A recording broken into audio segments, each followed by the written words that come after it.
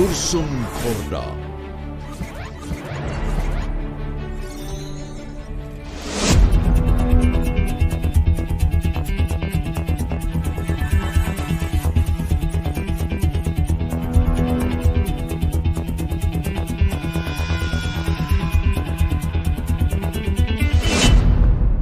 St. Joseph School, North Point.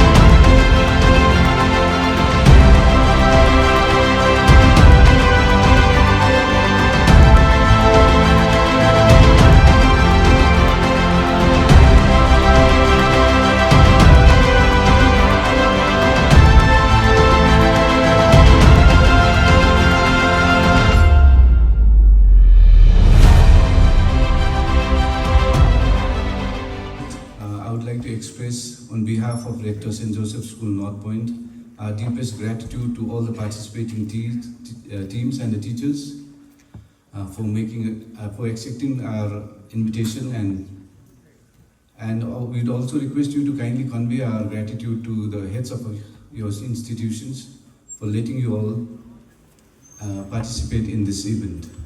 We have already registered 53 schools today, and this makes it the biggest gathering for quiz in North Bengal. Can we hear it for this event and to all the participants?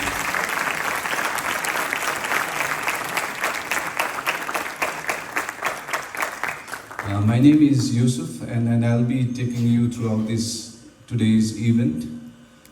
We will have the quiz in 3 stages. We have gathered this morning for the preliminary screening test. From this, 16 schools will be selected for 2 semi-finals to be simultaneously conducted here in the auditorium and one at the Fraser Hall. That will happen after the tea break at 10 o'clock. From these participating semi-finalists, 7 lucky teams will contest in the finals. Thank you, Mr. Yusuf. Good morning, everyone. The quizmaster for today is Mr. Shubham Lahoti, one of the co-founders of Nutshell GK. Loud applause. Let's welcome Shubham Agarwal, the quizmaster. Mr. Yusuf, Mr. Ashish. Good morning, everyone. Welcome to the 5th edition of the Brother Eric Rudum International Quiz Competition. Enjoy yourselves and don't take too much pressure about it. Give your best, learn as much as you can. I always say this is not an examination that you have to worry about. Be a little more cheerful and have fun, okay? Alright, good luck. Let's begin with the rules of the prelims. Can we go to the rules? Yeah, great. So let's begin with the very first question. Good luck everyone on the screen. Earlier this year, the Dhruma Film Festival introduced its innovative screening on wheels concept, providing an unparalleled chance to watch award-winning films inside what? Earlier this year, a few months ago, this film festival screened something called Screening on Wheels, where you could watch some award-winning films, short films and feature-length films as well. Inside what? Tell me inside what? The only clue I can give is apt way to start this quiz. Apt way to start this quiz. It's called Screening on Wheels. That is also a very important clue.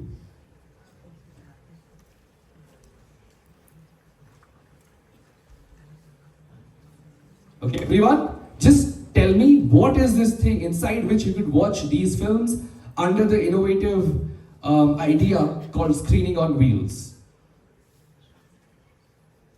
Apt way to start this quiz. That is the clue I'll give you.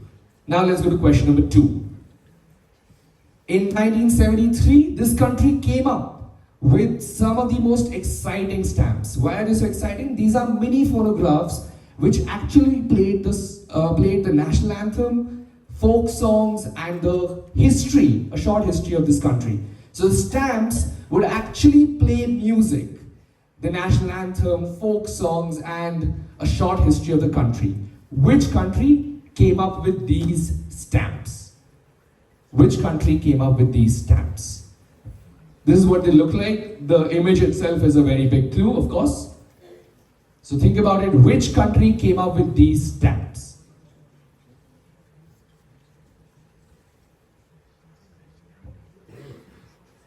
Moving on to question number 3. In a novel technological innovation by this tiger reserve, Pilibhit Tiger Reserve, they have introduced something called ANIDERS, which is Animal Intrusion Detection and Repellent System. This combines the auditory and visual deterrents to mitigate human-wildlife conflict, to avoid humans and wildlife interfering with each other, conflicting with each other. They use auditory and visual deterrents. These devices represent a modern evolution of which age-old agrarian deterrent. They use a modern approach, a new approach of an age-old agrarian deterrent. What is agrarian? Agriculture-related. An agriculture-related deterrent is being used today in a much more modern way to avoid human-wildlife conflicts.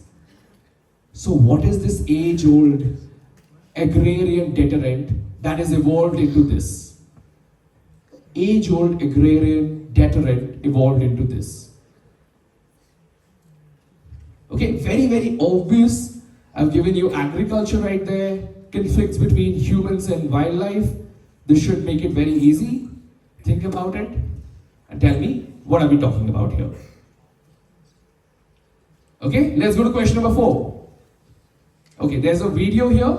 It's a scene from a film called Campanus. Tell me the Bollywood remake. A lot of teams are already going for it without the video being played. Let's play the video.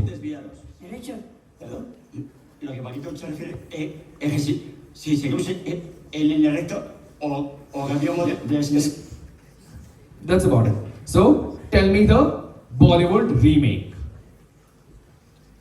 Maybe not an official remake, but definitely there are many elements from the film taken here. Derecha.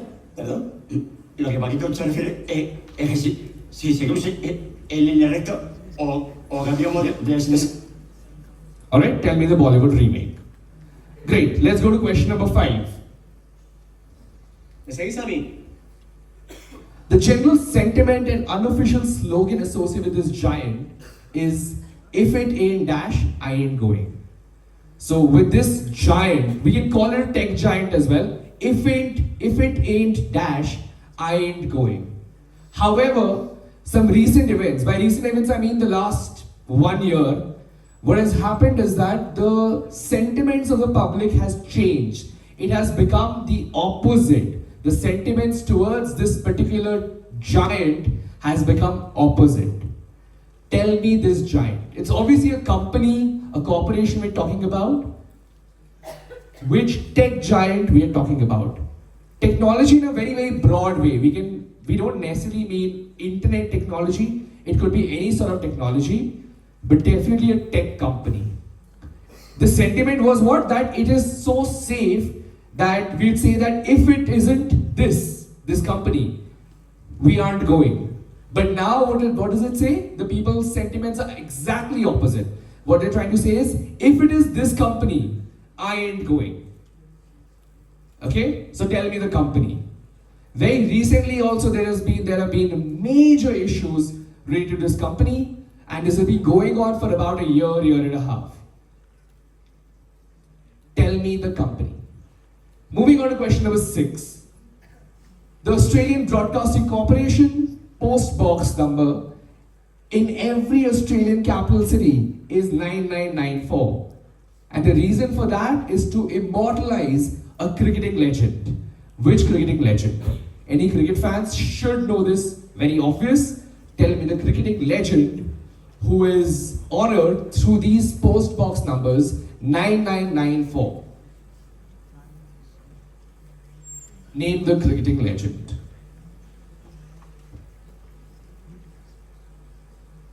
I've given you Australia as well, that should make it much more obvious. And we'll move on to question number 7. Two letters was the name of a boxing magazine founded by Stanley Weston in 1980 to compete with the Ring. Ring was another boxing magazine. The blanked out name is a short form of something that Billy Bird holds a record for with 138. Name this magazine that ceased publication in 2007. Think about a boxing term. 2-letter, that's a short form. And that is the name of this magazine as well. The record for that thing is given to Billy Bird with 138 of these. Either you give me the short form, the 2-letter term, or give me the full form as well, that will work. The short form or the full form, both of them will work. The short form is the name of the magazine. That's why 2 letters. 2 letters is the name of the magazine. Give me either of them. That is okay. And think about boxing. It's a boxing terminology and very, very well known. Even if you do not follow boxing, you know this term. Certainly.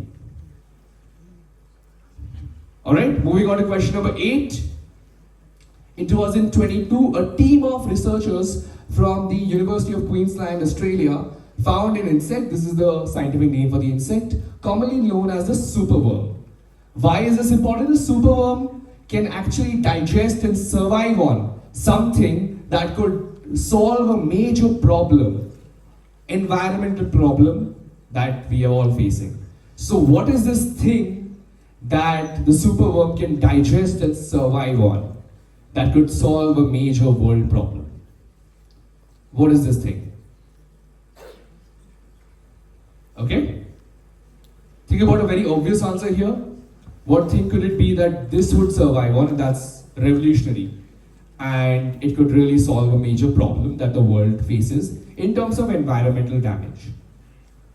Moving on to question number 9. This word originated from ancient Greek battlefields and it meant glory or honor.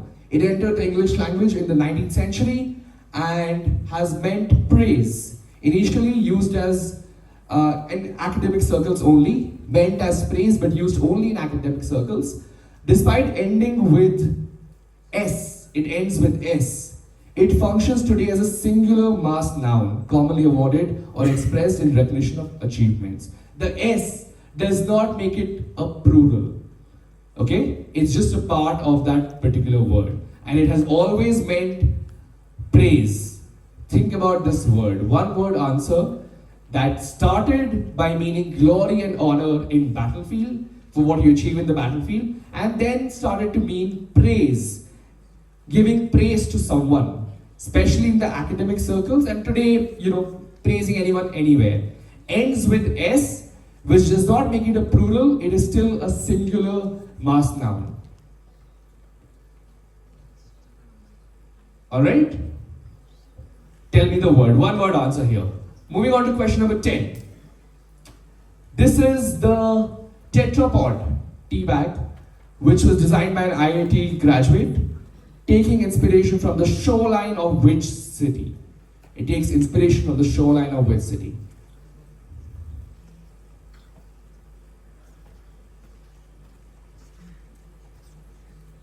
A tea bag, that's called a tetrapod tea bag because of the shape. Takes inspiration from the shoreline of which city? I need the name of the city. Okay, moving on to question number 11. This is an Omega Speedmaster watch engraved with the words, "To mark man's conquest of space and time through time on time." Recently featured, it fetched $2.1 million in an auction. This watch was auctioned off for $2.1 million. Tell me, who was the original owner of this watch? Who was the original owner of this watch? An Omega Speedmaster, and the words engraved on it are to mark man's conquest of space and with time, through time, on time. Those were the words engraved on it. Tell me, who was the original owner of this particular watch, which sold for about $2.1 million in an auction?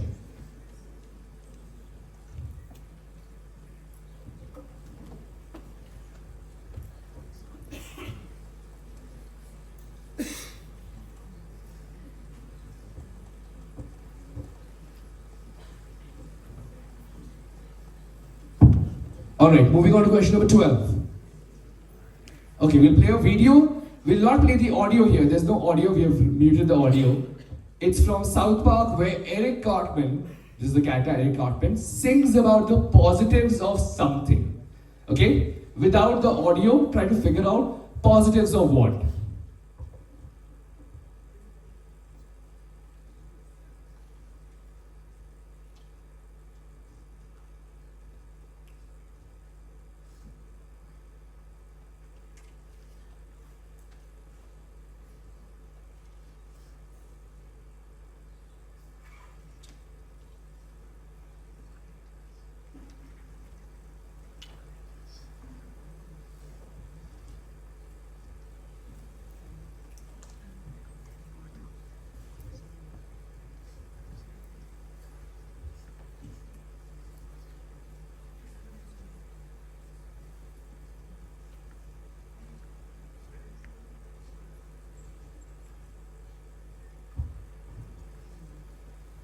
Right, so he's doing something, of course, and I don't want exactly I want the period, some period or something that people were going through.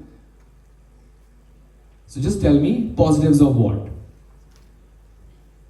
Okay, I'll accept 2 or 3 different variations of this answer, I'll accept those, but a very obvious answer, positives of what?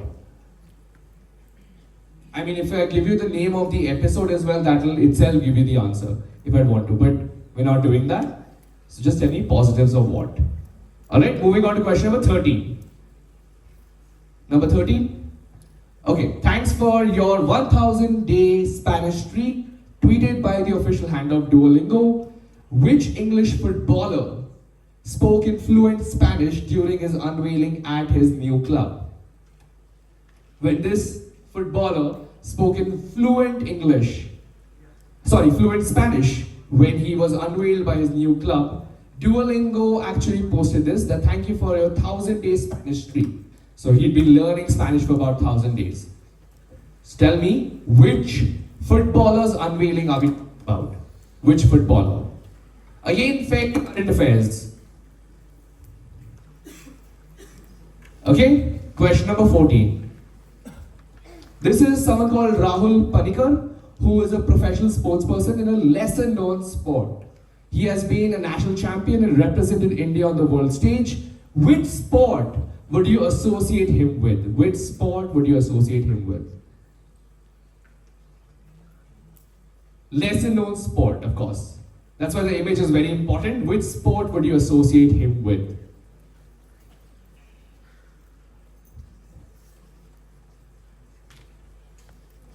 Identify the sport. Alright, let's move on to question number 15. Which Indian business newspaper launched in 1961, published by Bennett Coleman and Company Limited, was recognized as by the New Yorker in the 2010s as the world's second most widely read English language business newspaper? Its initials are the same as a 1982 blockbuster film. Tell me the name of this newspaper, which is considered the second most widely read English language business newspaper, and its initials are the same as a 1982 blockbuster film. Tell me the name of this newspaper. Either give me the full name of it or the initials, that will also work. The initials are the same as the name of a 1982 blockbuster film. Alright, let's move on to question number 16. So this is an office building in Paris. which is known for its very distinct facade. This is the front of the building, the facade of the building. Tell me, what is this building called? Look at the shape, the design, and tell me, what is this building called? It's a nickname, obviously, that's not the official name of the building, but the nickname of this building.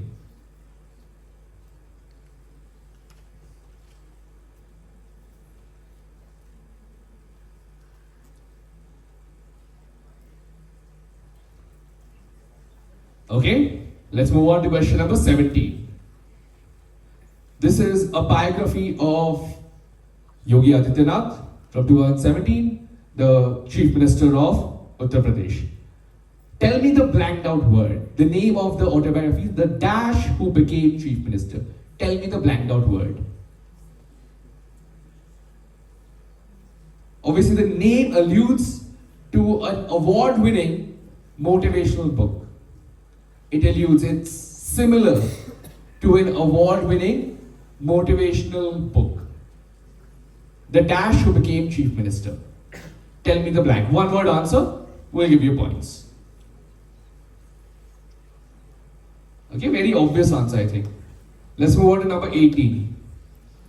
Admiral Horatio Nelson of the British Navy, Royal British Navy, was blinded in one eye very early in his career. In the Battle of Copenhagen in 1801, the commander sent a signal to Nelson to stop attacking the enemy ship. He decided, he lifted his telescope up to his blind eye and said, I have a right to be blind sometimes. I really do not see the signal. He held up the telescope to his blind eye, obviously not wanting to, see whatever is to be shown. And he said, I have a right to be blind sometimes. I really do not see the signal. And he continued to attack and eventually won. He was victorious. Now tell me, this is the origin of which idiom? This whole story is the origin of which idiom? He was blinded in one eye very early in his career, and when he was asked to stop attacking the enemy ship, he decided to look up through his blind eye and say that I have a right to be blind sometimes, I do not see the signal. This led to the origin of which idiom? Origin of which idiom? Okay, let's go on to number 19. This is the movie Kanchenjunga, which follows a rich family that travels to see the famous mountain peak. And you can see this, the behind scene shot of the director at an iconic location. Tell me the director and tell me the location. Behind the scenes shot, I don't know, I will not give you any more clues. Just tell me the director, you can see the picture here itself, and tell me the location. Specific location.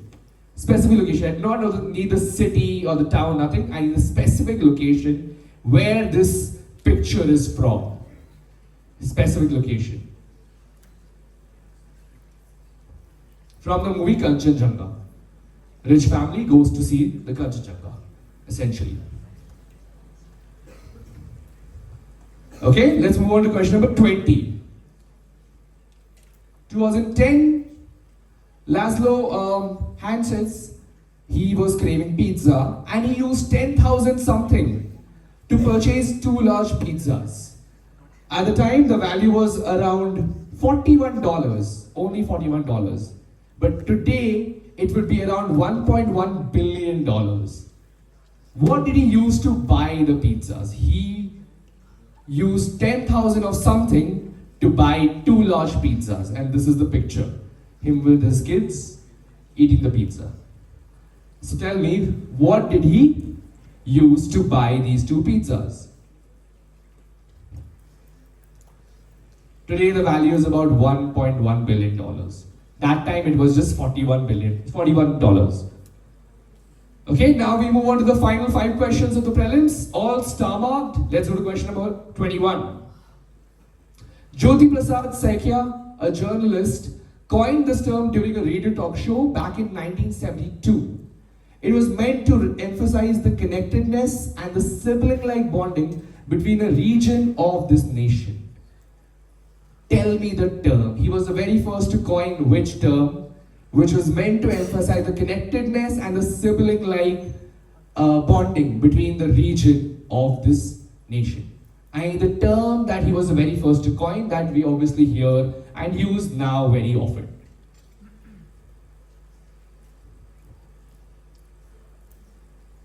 Alright, let's go on to question number 22.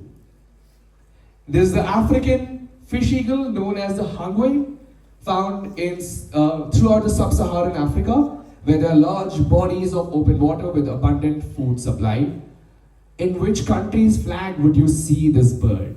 In which country's flag would you see this bird? You figure out the region, sub-Saharan Africa, where there's a large amount of open water source and a lot of food supply for this fish eagle. Tell me, on which country's flag would you see this bird? We'll move on to question number 23. Prior to 2017, traditional games like the Dandibio and Kabaddi were considered the de facto national games, which means unofficial national games of this country. However, on 23rd May 2017, this well-known global sport was announced as the national sport of this country. Tell me the country and tell me the sport. In 2017, they officially made this particular sport the national sport. Before that, it was considered Dandibio and Kabaddi, two very traditional sports played in this country, and many others, of course, which were the unofficial national games of this country. Country and the sport, both. Part points if you get half of them right, of course. For any of those questions which are 2 parts, if you get half correct, you will get part points. Okay, let's go on to question number 24. Penultimate question of the prelims. This Indian personal care brand came up with the initiative where whenever someone would buy something from the website, they would plant a tree. A great marketing campaign, it perfectly aligns with the name of the brand. Tell me the name of this brand. Personal care brand, Indian personal care brand, which would plant a tree whenever you would buy something from the website. And it perfectly aligns with the name of the company. Tell me the name of this company. Tell me the name of this company. Personal care brand, Indian brand. Okay, moving on to question number 25. Final question. This iconic location was originally called Vado, meaning I go, after its Italian owner, Mr. Vado. He established this place, which quickly became a favorite for its fine pastries and bread. How do we better know this place today? Started as Vado by Mr. Vado, Italian owner of this place, and it became famous for its very fine pastries and bread. How do we better know this place today?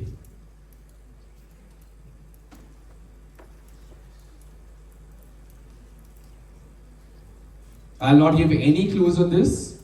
Subtle clues in the question itself. Figure it out from that. Alright, everyone, 30 more seconds. The volunteers will then collect the sheets from you. Please write down everything. Don't leave anything unanswered. There are no negatives, of course. So please write down everything.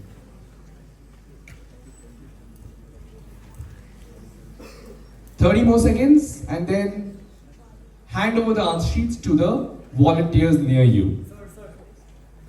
We'll discuss them. Right, the first question was visible to everyone. Eventually, this is the Darjeeling Railways, and if you've written DHR, you will get points. Either way, the first question is considered given to everyone because the answer got revealed eventually, but that's okay. So this is the DHR. It happened a couple of months ago, and it's been going on for a few years, where they screen these movies in the toy trains itself. Okay, moving on to question number 2. You raise your hands to give the answers. Yes? Bhutan. Right, so of course this is Bhutan. That is absolutely correct. Let's go to the answer. The government of Bhutan came up with these singing stamps, and that is the correct answer. Let's go to question number 3 now. Again, raise your hands. There. Scarecrows. Let's look at the answer. Absolutely correct. So these are the deterrents that we talk about, the modern evolution. And originally, of course, they are scarecrows. Let's go to question number 3. Sorry, 4. Yes. Tell me the remake. Easy one, I think, of course. Yes. Sitare Zameen Par. Let's go to the answer. And this is the exact copy.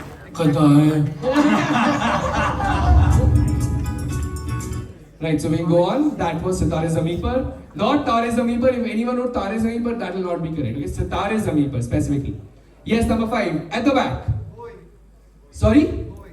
Boeing. If it ain't Boeing, I ain't going. That is absolutely correct. This is Boeing. Let's go to question number 6. Who is this cricketing legend? Why is it Donald Bradman? His test average was 99.94. That is absolutely correct. Donald Bradman will give you points. And Australian, if we talk about Australian cricketing legend, that's the first thing that should come to your mind. Yes. Yes, at the back. KO. And what is KO? Knockout. Absolutely correct. KO or knockout will give you points. KO is the name of the magazine. Number 8. Yes. Plastic, absolutely correct. Worms that eat plastic, also thermocol actually, but plastic is the correct answer. Let's see if anyone's written something else. We'll see if we can give them points. But plastic is the main answer we're looking for. Yes, anyone here who wants to answer this? I see a lot of hands at the back. Yes. Compass. No, not compass. No. Yes. No, not right. Highness. No. Not congratulations either. Congrats, no. Success, no. No, not right either. This became quite difficult. Glorious. Kudos, that is absolutely correct. This is kudos. And we hear this term to describe praise for someone very often, right? Kudos to someone. That is the origin of this term. Did anyone get that right? 1 team, 2 teams there. 3 teams got it correct. There as well. Great. So 3-4 teams got it correct. Well done. Question number 10. Mumbai. Absolutely correct. This is Mumbai. This is what we're talking about. A way to break waves. This is what tetrapods are created for. And Mumbai is the correct answer. Let's go to number 11. Who is this person? Yes? Neil Armstrong is absolutely correct. Of course, it's Neil Armstrong. Number 12. Yes, describe this. Lockdown or the COVID pandemic will give you points. Social distancing is also correct. If it is pandemic, COVID-19, lockdown or social distancing, that is all correct. So the episode was called the Pandemic Special. Itself was called the Pandemic Special, where they are, dealing with life during the pandemic. Absolutely correct. Let's go to number 13. Who is this footballer? And which team did he go to? Trent Alexander-Arnold, Liverpool to Real Madrid. Absolutely correct. Let's go to the answer. Yes, this is Trent Alexander-Arnold. And he spoke in absolutely fluent Spanish when he went there for his first press conference. Everyone was so shocked. Number 14, right? Yes. Arm wrestling is absolutely correct. This is of course arm wrestling. The image itself was a very big clue. Just figure out from there. Very good answer. Arm wrestling will give you points. Which newspaper are we talking about here? ET. And what is the full form of ET? ET or Economic Times, absolutely correct. And ET is the name of the film as well. Very, very famous Spielberg film. And this is Economic Times. So ET also gives them points. Okay, let's go to question number 16. Yes, what is the inspiration? The Louvre. No, not the Louvre. Beehive. Good guess, but not right. Cheese grater. No, not cheese grater. Prism. No. No, not right. Not honeycomb. Collage. No, not right. No, I think everyone went in a different direction. We made the image a little difficult. No, not petals either. Let's go to the answer. Origami is the correct answer. And we gave you a slightly difficult image itself, so let's see how many of you got it right. How many of you did get it correct? No one. Well, it became too difficult in that case. But that's okay. There are many buildings which are inspired from origami, and this is one of those buildings. The other ones are much more obvious. That's why a more challenging one for everyone. Let's go on to the next question. The dash who became chief minister?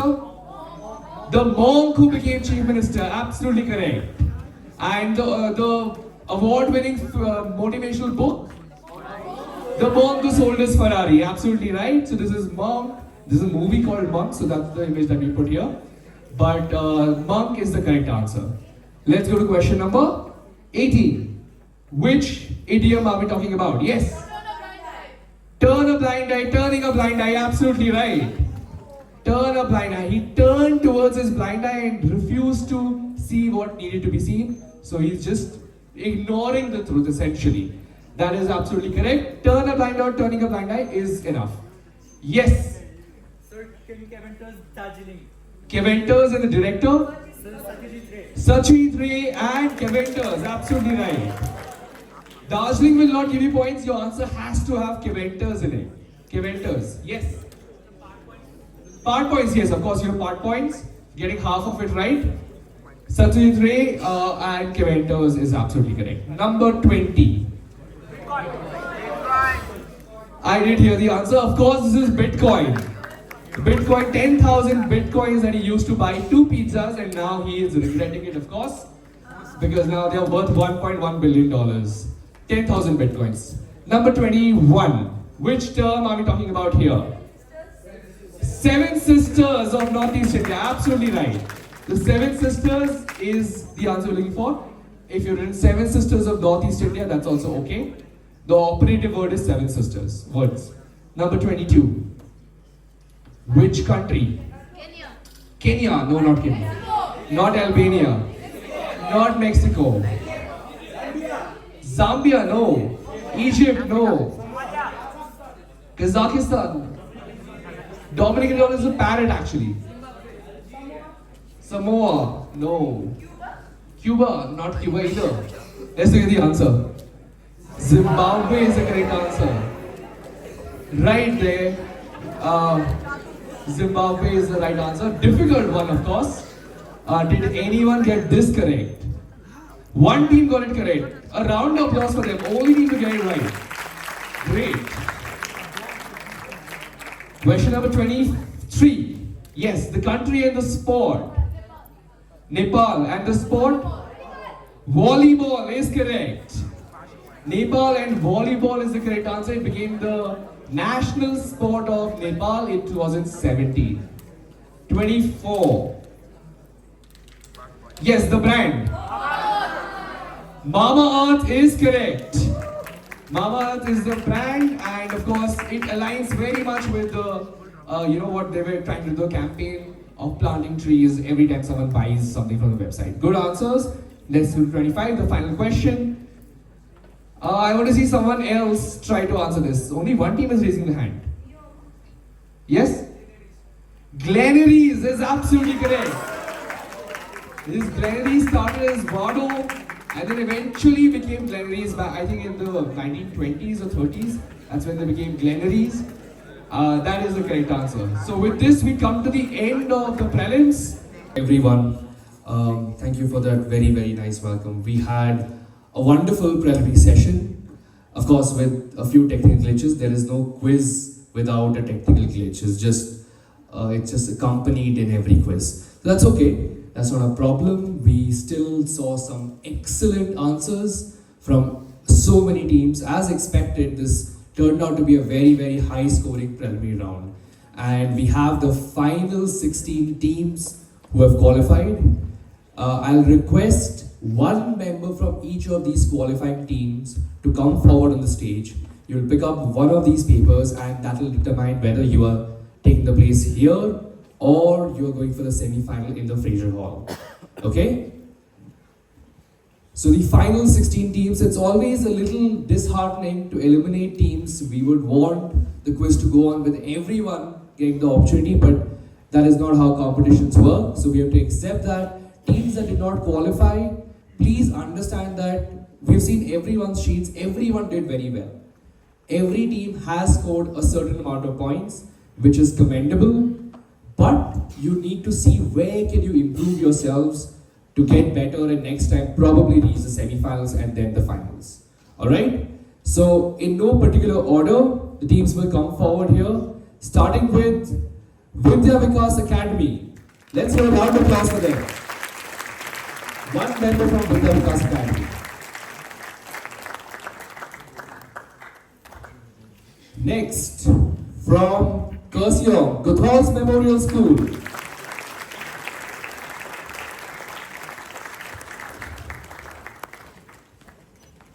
The next team, quite close by, Mount Hermon School.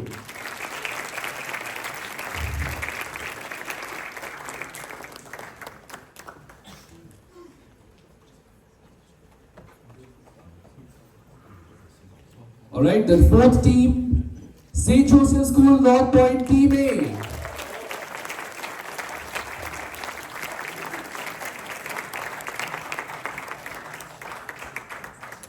The fifth team, all the way from outskirts of Siliguri, from Bidharnagar, Father Leblon School.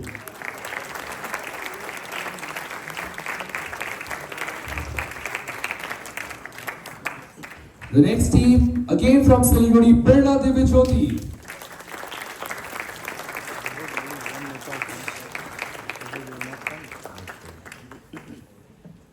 The next team, again from Darjeeling, St. Paul's School.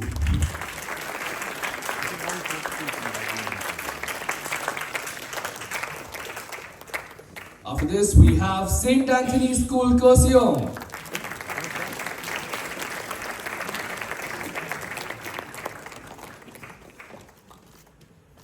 I'll just read out the name of the participant. It says Snigdho Pramane.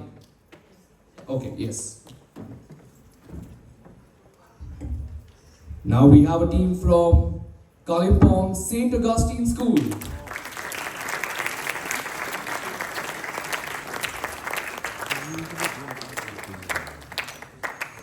Another team from Kalimpong St. Joseph's Convent.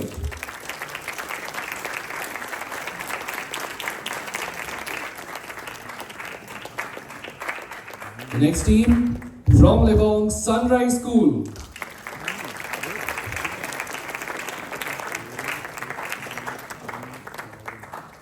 The next team is the second team from St. Joseph School, North Point, Team B.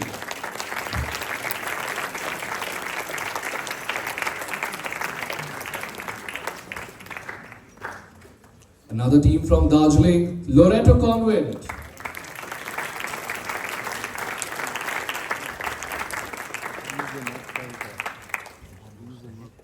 All the way from Nepal, Little Flowers English School.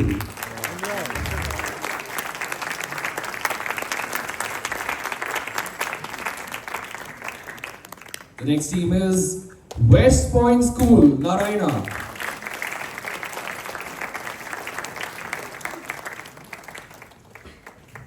And I think we have one more team left after this. The final team to qualify, again from Bidharnagar, Olivia Enlightened English School.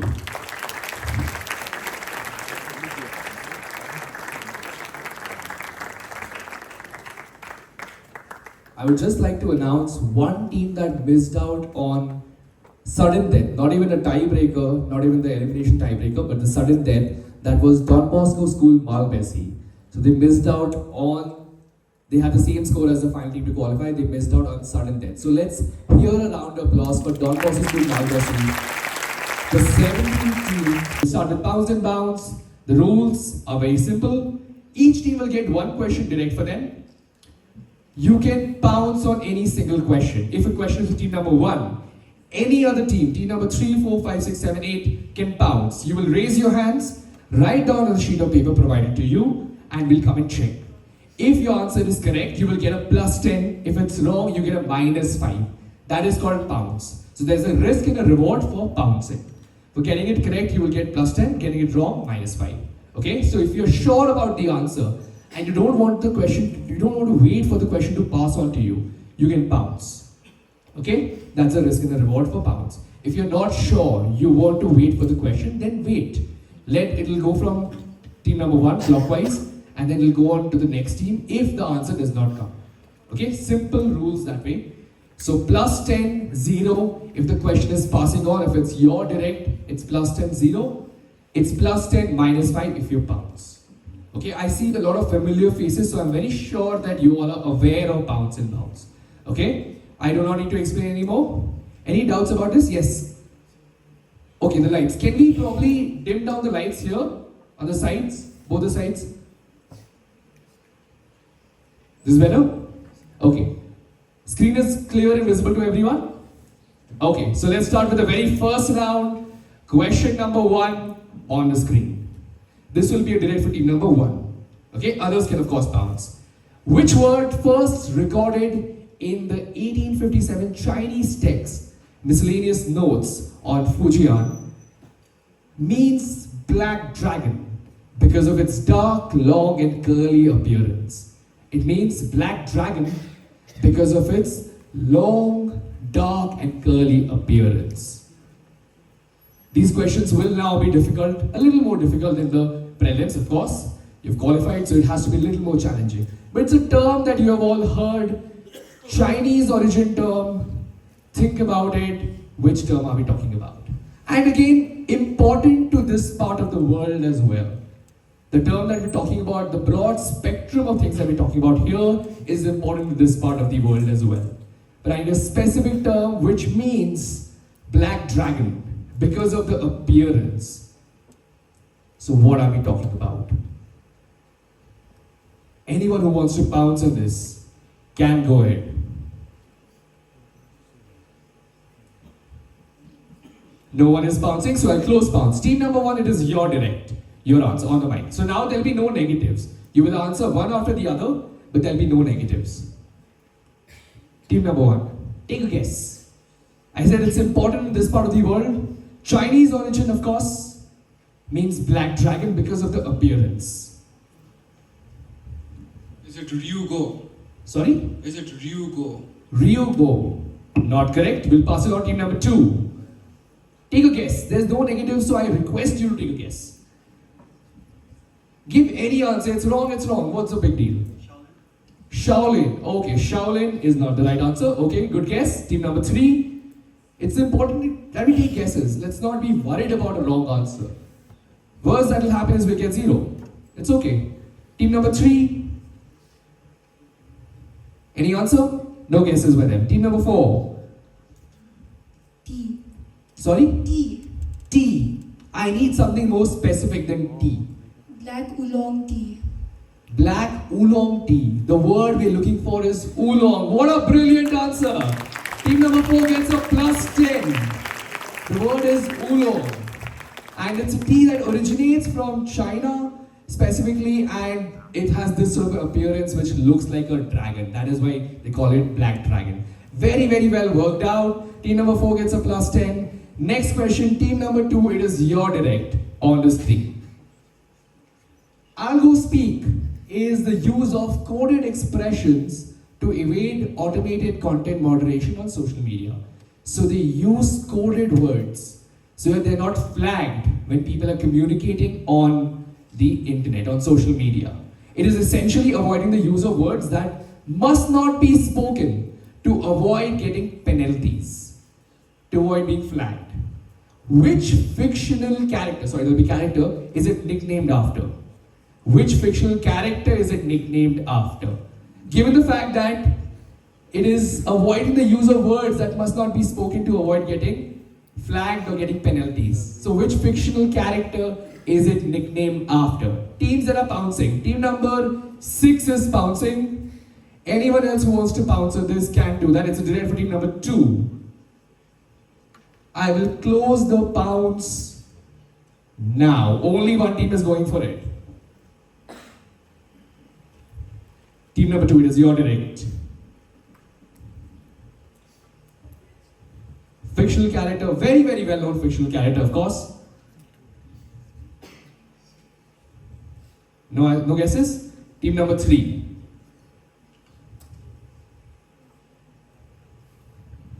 No guesses either. Team number 4. Voldemort. Voldemort. Why Voldemort? Why would you think about Voldemort? He shall not be named. Louder, louder, come on. He shall not be named.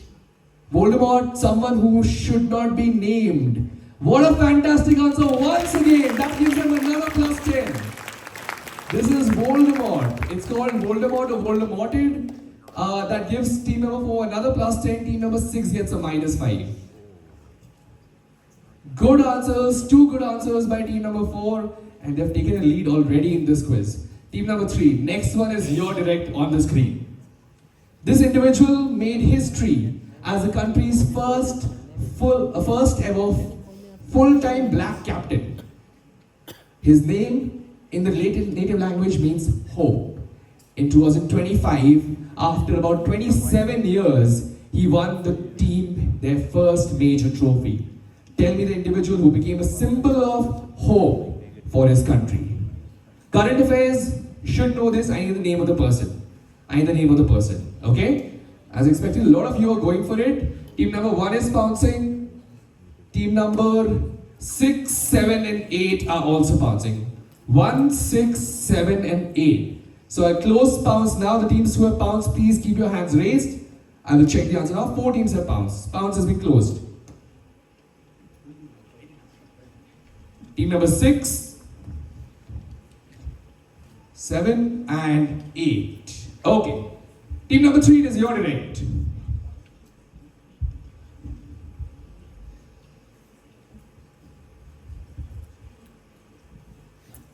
Take a guess.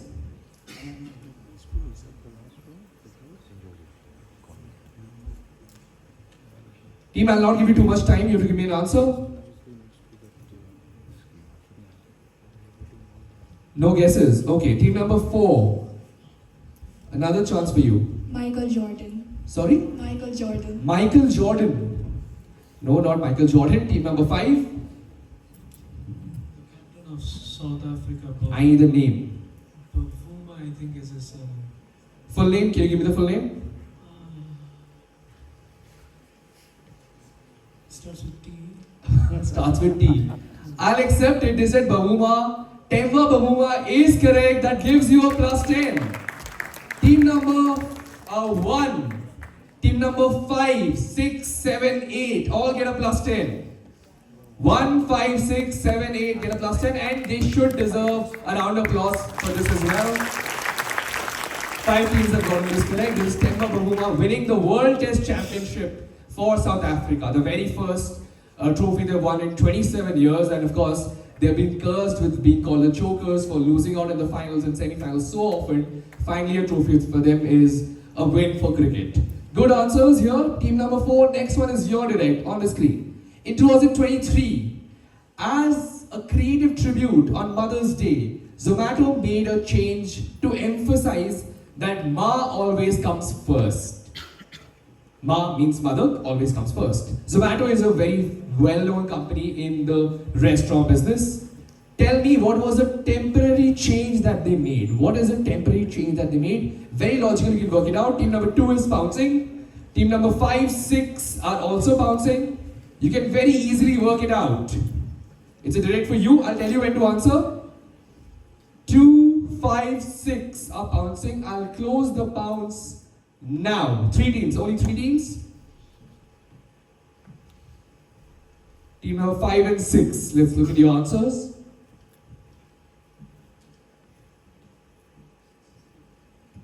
Alright, team number 4, it's your direct. Explain your answer.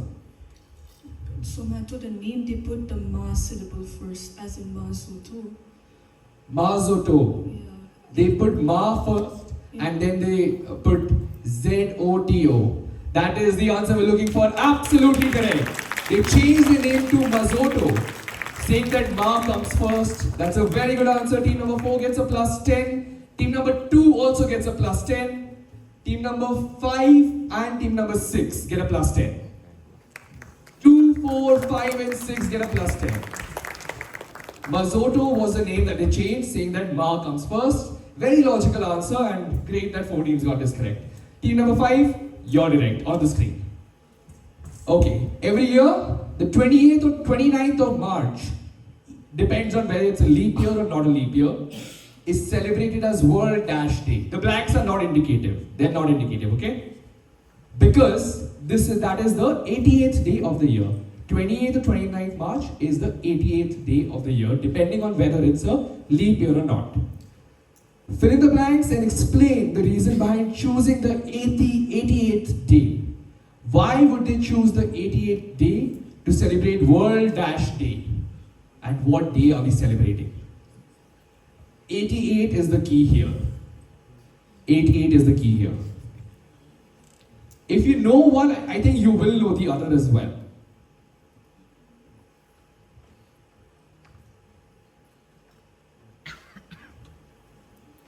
Do I give a clue? Okay. Students of music should be able to figure it out. That is a clue I'll give. Students of music should be able to figure it out. Which music instrument? I don't know. But students of music should be able to figure it out. Going for it? Team number 1 is pouncing. So is team number 7. The clue helped. You have to explain the reason and what day is being celebrated, okay? 2 teams are bouncing, so I'll close the pounce now. Only 2 teams. Write down your answer. I'll see team number 1's answer. And team number 7. Okay. Team number 5, it is your direct. Your answer.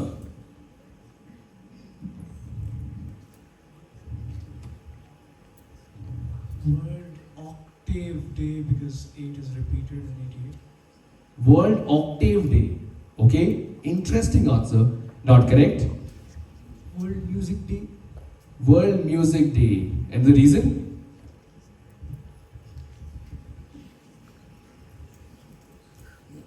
Okay, team number 8, this passes on to you. World Music Day, because Piano Day, because in an octave there are 8 notes. World, what day?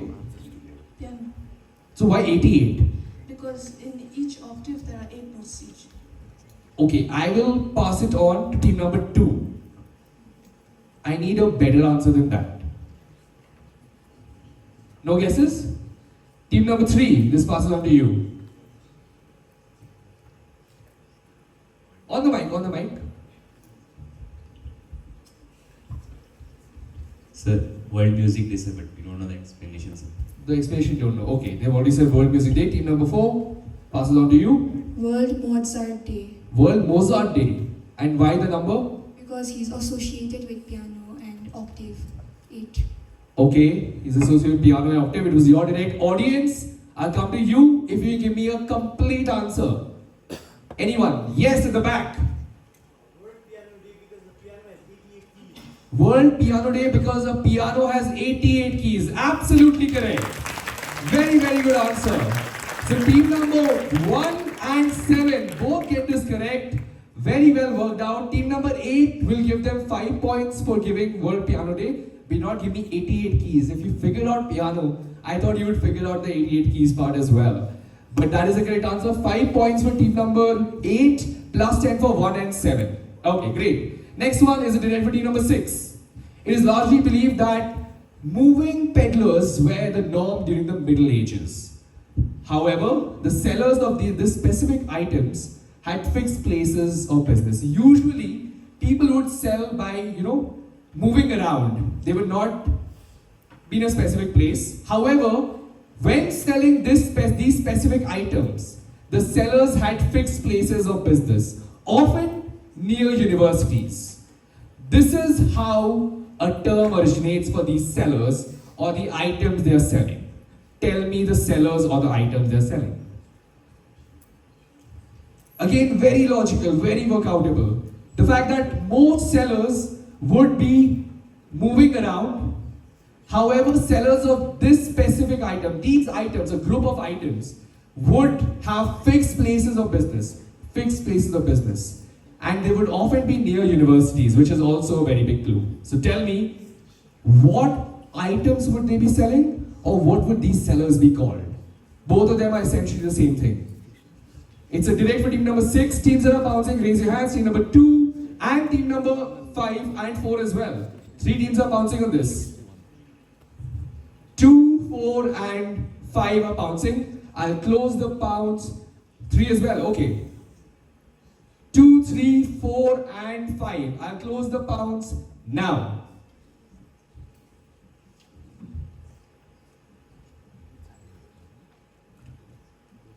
Team number 5. Alright. Team number 6, it is your direct. On the mic. Thelawalas. Thelawalas? No, not right. Not. Fast food sellers. Fast food sellers. Okay, also not right. We'll pass it on. Team number 7. Booksellers. Booksellers. Okay, not the right answer. I need a specific term. Vendors. Vendors. Could be any vendors. Not the right answer. Team number 1. Uniform. Uniform, also not right. You had pounced, you had pounced, you had also pounced. Team number 5 had also pounced. So audience, one more for you. I see your hand there, yes. Stationary or stationers, because they are stationary in a stationary position. Fantastic answer. Absolutely correct. And that gives team number 2 a plus 10, team number 5 a plus 10. But a minus 5 for team number 3 and 4. 3 and 4 get a minus 5. 2 teams get disclaimed. That is why the item they are selling is called stationery. Or the people who sell them are called stationers. Because they would be in a stationary position when they were selling these things. Very well worked out, 2 teams. Well done. Team number 7. Next one is your direct on the screen. In 1908, a faction of footballers from an iconic club split away. The core reason for the split was a disagreement over the inclusion of foreign players in the team. The new club that was formed welcomed foreign players from all nations. Hence the name of this club. Which club are we talking about? Which club are we talking about? Extremely well-known football club, of course. And the reason this club was formed was because they separated from another club over disagreement of involving foreign players. And the new club welcomed foreign players. That's how they get the names. Tell me the name of the club. The new club that was formed. Tell me the name of that club. Team number 1 is bouncing. I am closing Pounce now. So 1, 5 and 6 are bouncing. 1, 5 and 6 are bouncing. I've closed Pounce now. Okay. Let's look at the answers.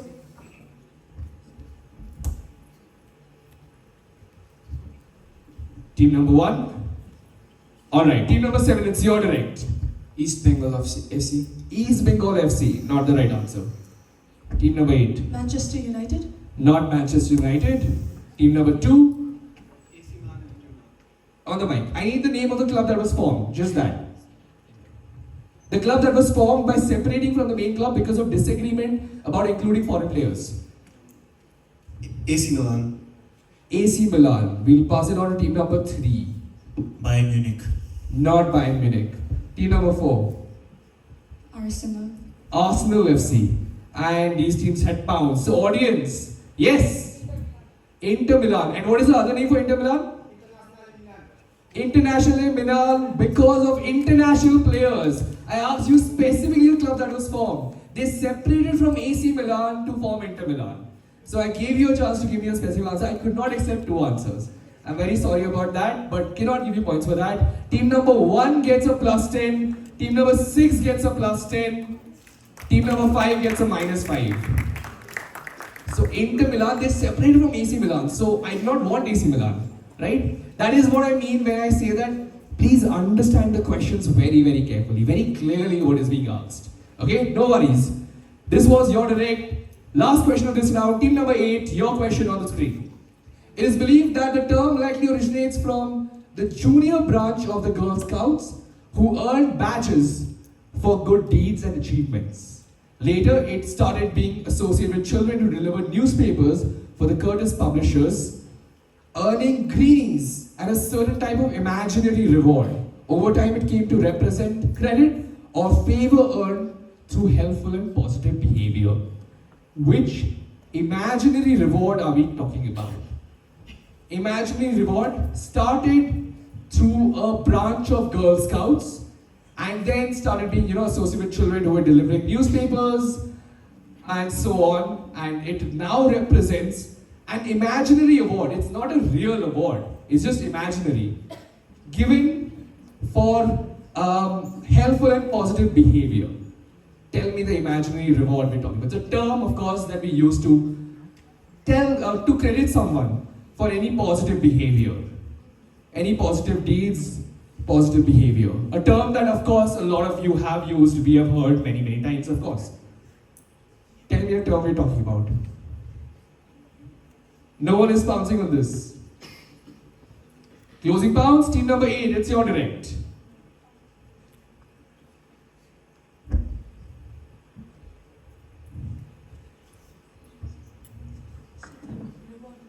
Yeah, it's an imaginary reward. It's an English word, yeah. English word or term, I'd not say it's just one word. Could be multiple words. Good character?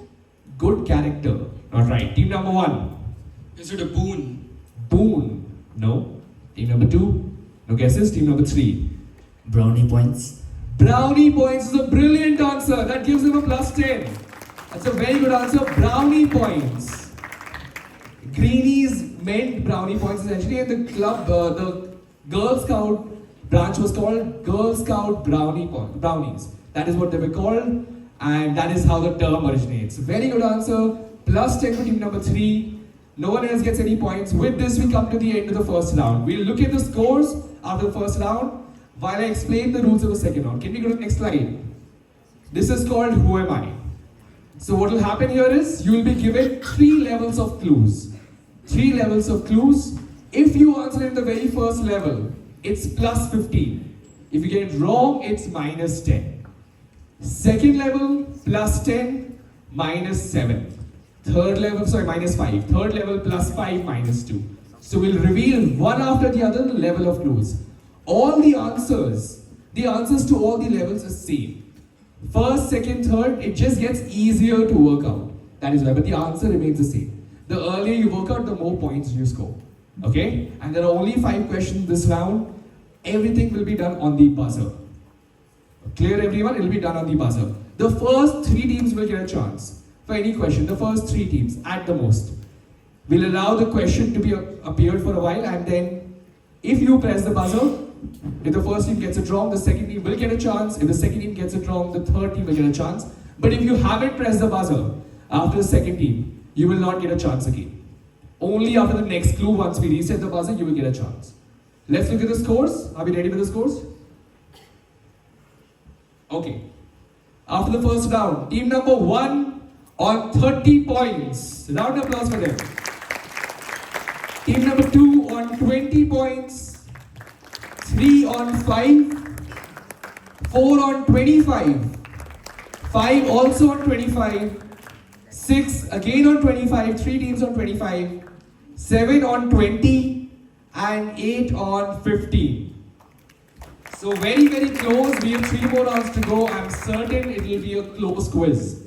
Okay, everyone, can we reset the buzzer? Reset? Okay. Now anyone press the buzzer. Okay. Now can we check the sequence? Number 6 was the first team to press. Can we check the sequence of this? The second team was number 1. After this again, third team was number 8. This is how we know which team has pressed the buzzer, first, second, third. Okay? The other teams who haven't pressed the buzzer, let's reset. Team number 2, press the buzzer. Others as well, 3, 4, 5, 7. Okay. Now let's just check the sequence. 2 is the first, 3 is the second team to press, 4 is the third team to press. After that we have 5 as the fourth team to press. 5th team was 7. Okay? This is how we know everyone's buzzers are working perfectly fine. We'll reset the buzzer and start with the second round. Remember, this will only be on the buzzer. Don't take unnecessary risks. In the first clue, it's plus 15 but a minus 10 as well. So be careful about it. Alright, 5 questions could be about anything, any person, any place, I don't know. Clear? Let's go to the very first question on the screen. Clue number 1. The name literally means airy space or open area. Literally means airy space or open area.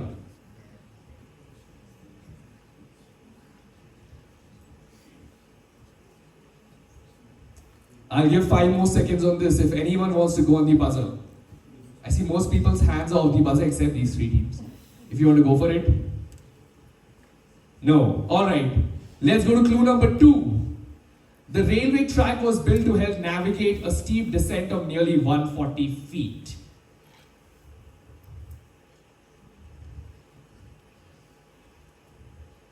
This should become easier now, I think. Which team has gone for it? 5 is the first team to go for it. Yes. Batasia Loop. That is absolutely correct. That gives them a plus 10. Team number 5 gets a plus 10. This is Batasia Loop or Batasia. That will give you points. The third clue was the 3-meter tall bronze statue of a Gorkha soldier at the war memorial there. That is the correct answer. And the loop was built because of the descent. It was a 140 feet descent, which is too much from Ghum railway station. So they built a loop around it. That is why there are loops. There are 4 loops in the DHR. This is the reason why. Because the descent would be too much for the trains to go up or down. Well done. First question answer by team number 5. They get a vital 10 points. Let's reset the buzzer. Okay, we'll wait for a moment. Let the buzzers all be reset. Just a minute. Yeah, alright. So, question number 2 on the screen. First clue. She made her acting debut in the Nepali film Fairy Bhetola. Sorry. That was the very first film of this personality. I think back in 1989.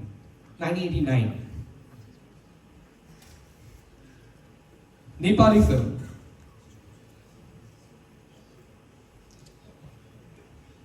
Not a person that is extremely well known today, but very, very well known film personality from the 90s, 2000s, that time. No one's going for it for the first clue. Let's go to clue number 2. We better know her for her performances in Indian films like Bombay, Indian, Gupt, The Hidden Truth, or Dil Se. This actress, we know her better for her work in Indian cinema, Tamil films, Bollywood, Hindi films, but made a debut in, of course, a Nepali film. The teachers, I'm certain, would have the answer. Yeah, I can see some hands there. Well, a very, very good actor, especially for a role in Bombay, which was stunning. Great work there. Let's see if the kids know this. Okay, we'll go to clue number 3. Born in Biratnagar, Nepal, she belongs to the politically important Koirala family. Team number 5 once again goes for it first. Yes? Manisha Koirala. Manisha Koirala, absolutely correct. I somehow expected the Nepal team to get this. She is of Nepali origin and still lives there. And still does extremely good work in movies. She's come up in some web series and movies now as well in the last few years. Very good answer. Once again, team number 5 gets a plus 5 for this question. Plus 5. They've answered 2 questions. Let's reset the buzzer. And we will, in a moment, go on to question number... One moment. Yeah, we'll go to question number 3. Clue number 1 on the screen. Though part of the kingfisher family, this bird does not usually eat fish. It's part of the kingfisher family, but does not usually eat fish. The first clue is always going to be the toughest.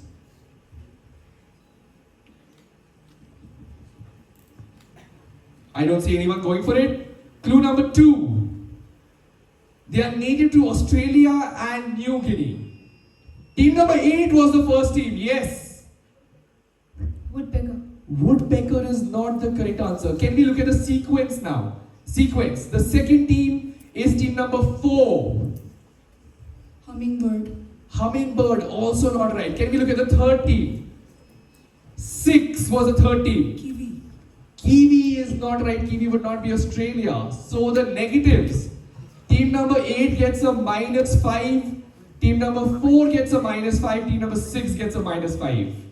3 negatives already. Let's reset the buzzer. We'll wait for a moment. Alright. Clue number 3 for 5 points. Everyone can go for it here. 3 on the screen. Cricket fans know this bird through a well-known cricketing brand. Team number 2 was the first to go for it. Yes? Kookaburra. Kookaburra. Kookaburra bird or Kookaburra brand is absolutely right. That's a +5. For team number 2, this is the Kookaburra bird, and that's why the brand Kookaburra, which makes cricket balls, cricket bats, is named after this bird. It's native to Australia. Very important symbol of Australia. Good answer by team number 2. They get a +5 for this, and very, very important in terms of the context of this question because a lot of teams got negatives. Let's reset the buzzer. We're done with 3 questions. We have 2 more to go in this round. And yeah, we're ready. Question number 4. Clue number 1 on the screen. He has written a book called How Life Imitates Chess. Along with many other books, he wrote a book called How Life Imitates Chess.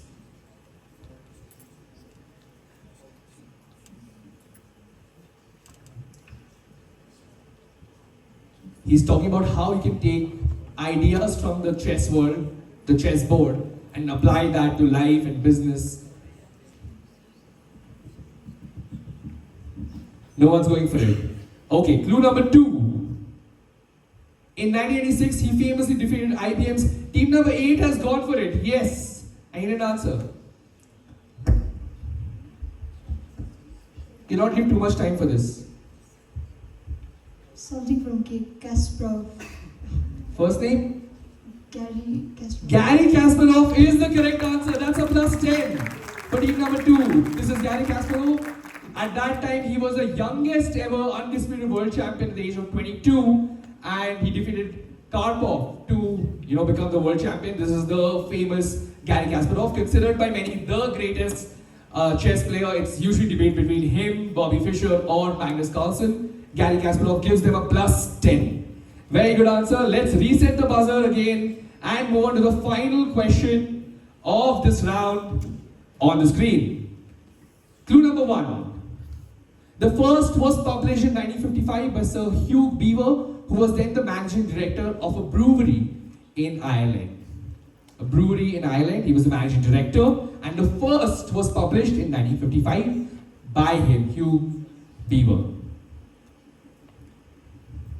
Something very, very well known. No one's going for it. Clue number 2. It is believed that only the Bible and Quran have sold more copies worldwide. Team number 5 is going for it. The Third Eye. The Third Eye is not the right answer. I have to give a -5. Has anyone else pressed the buzzer? No one has, I think. So I'll give a little more time if anyone else wants to go for it. Add this clue for a +10 or a -5. Yeah. Okay, you press the buzzer. Can we check the sequence? Next team is team number 3. Yes. The Last Day. The Last Day. Also not right. We'll give them a -5. And we'll reset the buzzer. Give them -5 and we'll reset the buzzer. And in a moment, we'll go to the final clue. Teams, you can go for it again as well now in the final clue. Okay, clue number 3. Sir Hugh wanted to settle a debate about the fastest game bird in Europe, which led to this idea. He wanted to set a debate about which game bird has the record, the fastest game bird. I've given a clue right here. Yes, team number 2 has gone for it. Yes, on the mic. The Guinness Book of World Records. The Guinness Book of World Records is the correct answer. That's a +5 for team number 2. The company is Guinness, which is a very famous beer making company, and he was the managing director of that, and that's how the Guinness Book of World Records comes. They get a +5 for this, very important, but a -5 for team number 5 and team number 3. In the previous clue, team number 3 and 5 get a -5, team number 2 gets a +5, and with this we come to the end of the second round. We'll look at the scores after round number 2, and let's go to round number 3 anyway. Let's look at the rules for this. It'll be the same as the previous round. the first round, we'll go anti-clockwise. Pounce and bounce rules apply, but we'll start with team number 8 and move on towards team number 1. Okay? Same rules as that. Are the scores ready? After 2 rounds, let's see where everyone stands. There have been a few negatives which could really make it very interesting.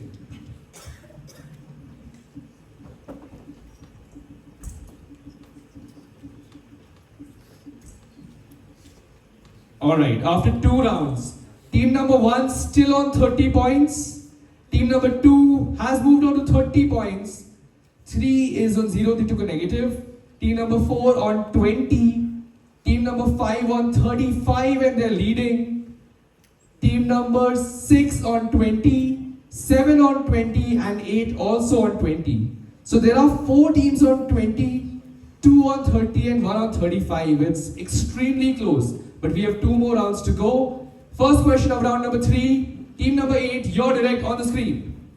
Created by Subodh Gupta lies like 3 statues in Doha, Qatar. They depict 3 heads wearing military gear, a gas mask, a soldier's helmet and a terrorist hood. What are the sculptures inspired from? This set of 3 statues, the sculpture is inspired from what?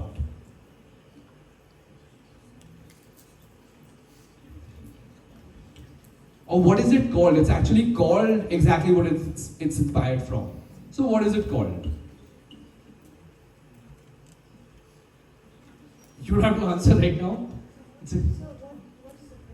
The question is, what is this sculpture inspired from?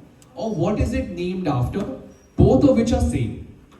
What is it named after is the same thing it's inspired from. Okay? Clear? The images are very, very important.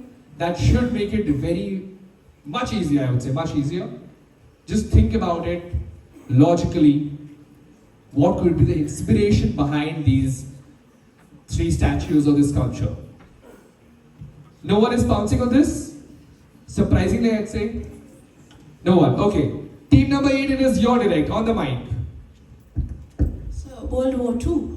World War II. Not right. Team number 7. Of course, it has something to do with war, but that's not the inspiration. The specific design is not the inspiration. Team number 7. Hitler attacking the Jews with gas. Okay, Hitler attacking the Jews. Not right. Team number 6. Gandhiji's 3 monkeys. Gandhi's 3 monkeys. What a brilliant answer! That gives them a +10.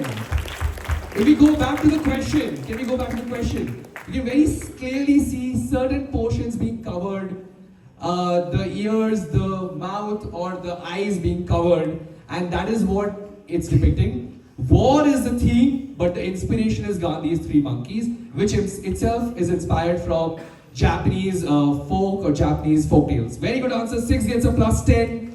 Team number 7. Next question, your direct. Okay, easy one. We read about Rahul Panikar along with many other arm wrestlers. They compete in the Pro Dash League. Right? Once again, don't answer right now. Tell me the word that is being blanked out here. The league has 6 teams with Kochi KDs winning in 2023. Fill in the blanks. Pro Dash League. What is the one-word answer that is being blanked out here? The blanks are not indicative. The blanks are not indicative. Think about a regional term for this particular sport, I would say. I want a one-word answer here. One-word answer. Usually that's a Hindi term that we use. One-word answer. Team number 8 is pouncing. Team number 5 is also pouncing. 3, 4. It's PPL. Okay, remember that. So 8, 6, 5, 4, 3 as well. 3 is pouncing. Okay. These teams are pouncing. Keep your hands raised, please, everyone. We'll look at the answers, and the pounce is closed.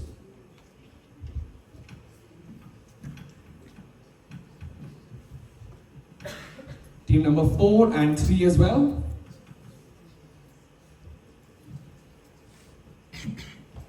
Alright, team number 7, it's your direct.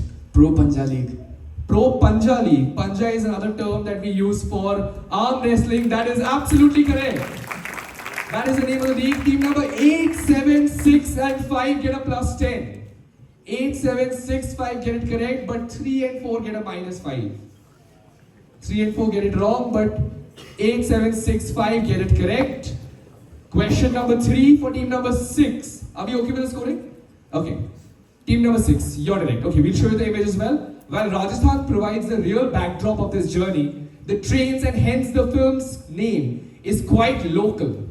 Okay? In the movie, the location is chosen as a destination for a train journey by 3 brothers seeking a spiritual journey and a way to reconnect as brothers after their father's death.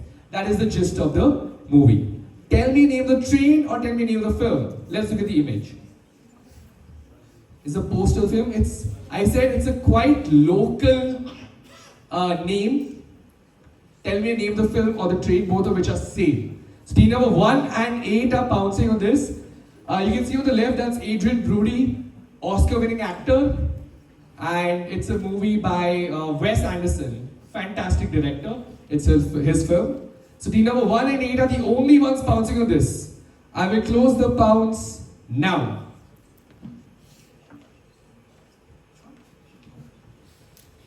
Team number 8.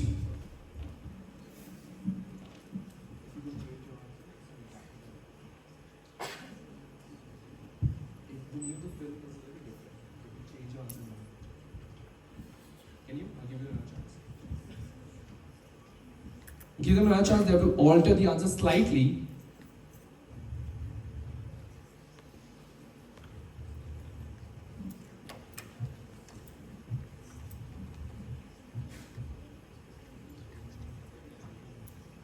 Okay, alright. Team number 6, it's your direct.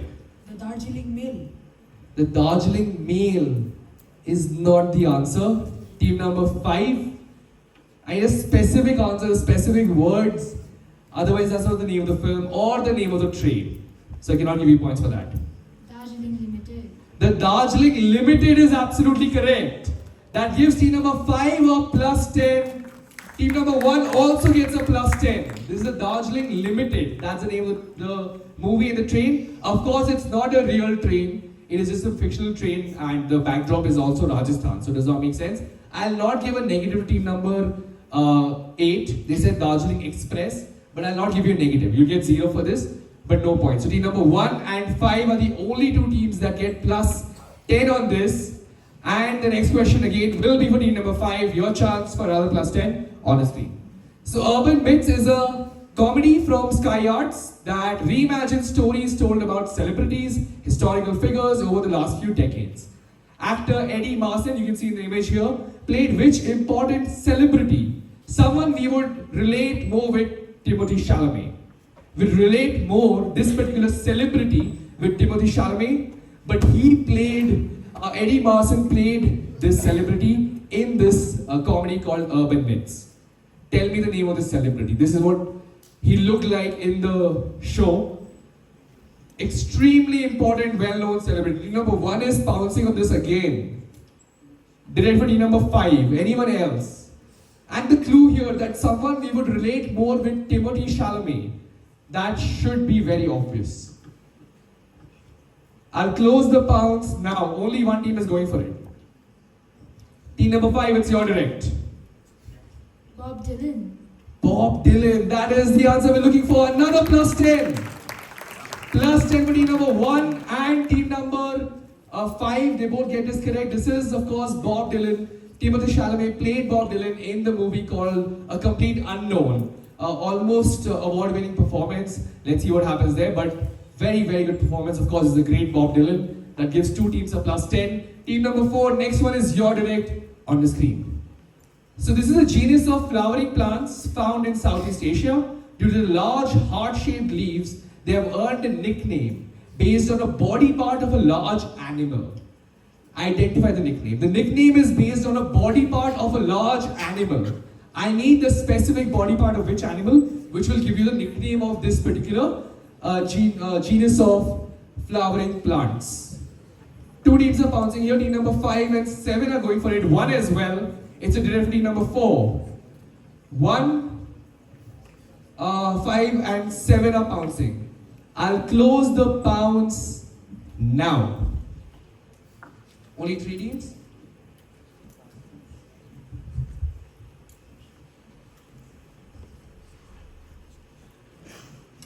Team number 4, you're direct. Elephant's ears.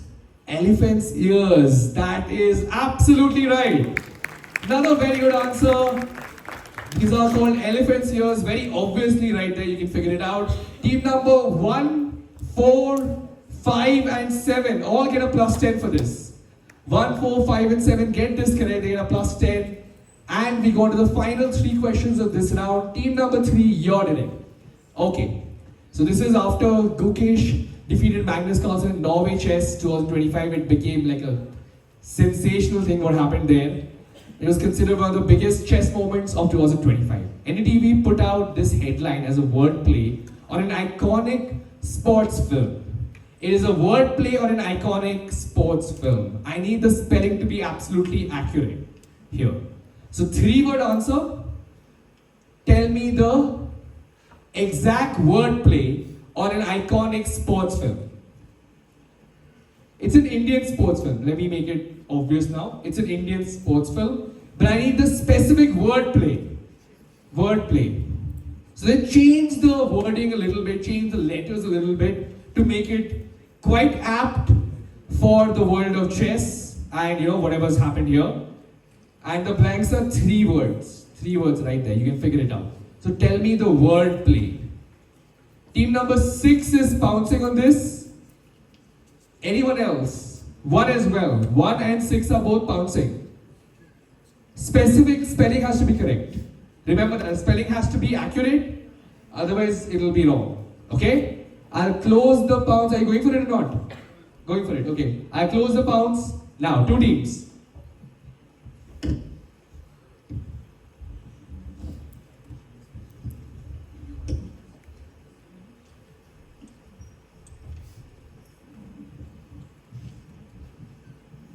Okay, I'll tell you also same thing I told them. Change the first word a little bit. Something related to the sport. The clue I'll give is something related to this sport should be the word, the first word. Something related to sport. Okay, both the teams had the same answer. Very close. Since I said it has to be very specific, I'll give you a little bit of chance. Team number 6 has given an answer.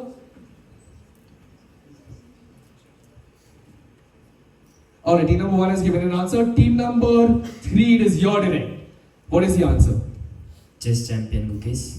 Chess champion Gukesh. Not right. Team number 2. No guesses? Okay, team number 8. Chess the India. Sorry? Chess the India. I'll give you one more chance to improve your answer. The clue that I gave these guys, same thing.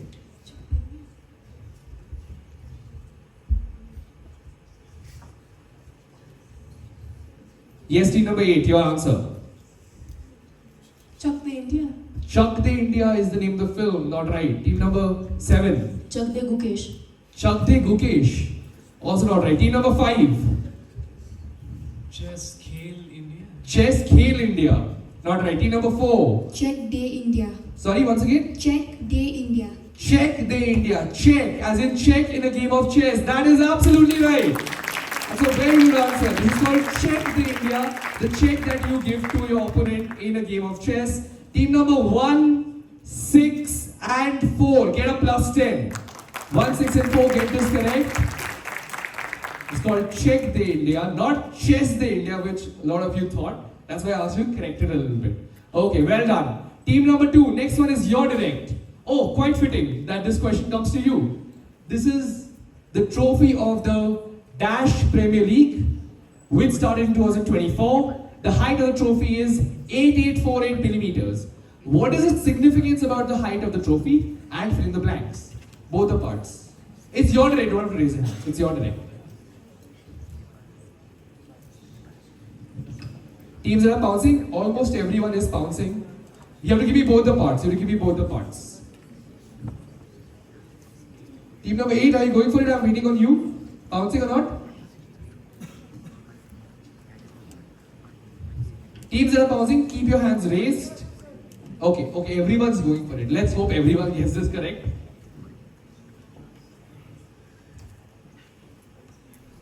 Team number 3, your answer. And what is the blank? I need that as well.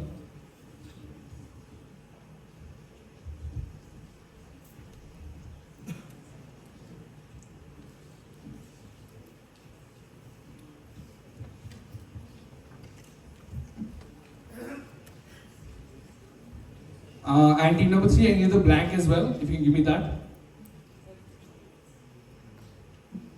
Okay, team number 2. Nepal Premier League and the height of Everest in millimeters. The height of Everest in meters would be 8848, and it's the Nepal Premier League. That is absolutely right. That gives all the 8 teams a plus 10. Everyone gets this correct. Became quite obvious, but it's good that everyone gets it correct. At least one question, everyone is answering. Well done. Final question of this round, team number 1, you're direct on the screen. The symbol, the official state emblem of an Indian state. Again, I need 2 parts here. I need the state and which famous temple has been shown here. The state and the temple, both. Team number 5, 6, 7 are pouncing. Team number 3 as well, okay. Team number 3, 5, 6, 7 are all pouncing. I will close the pounce now. 4 teams are going for it.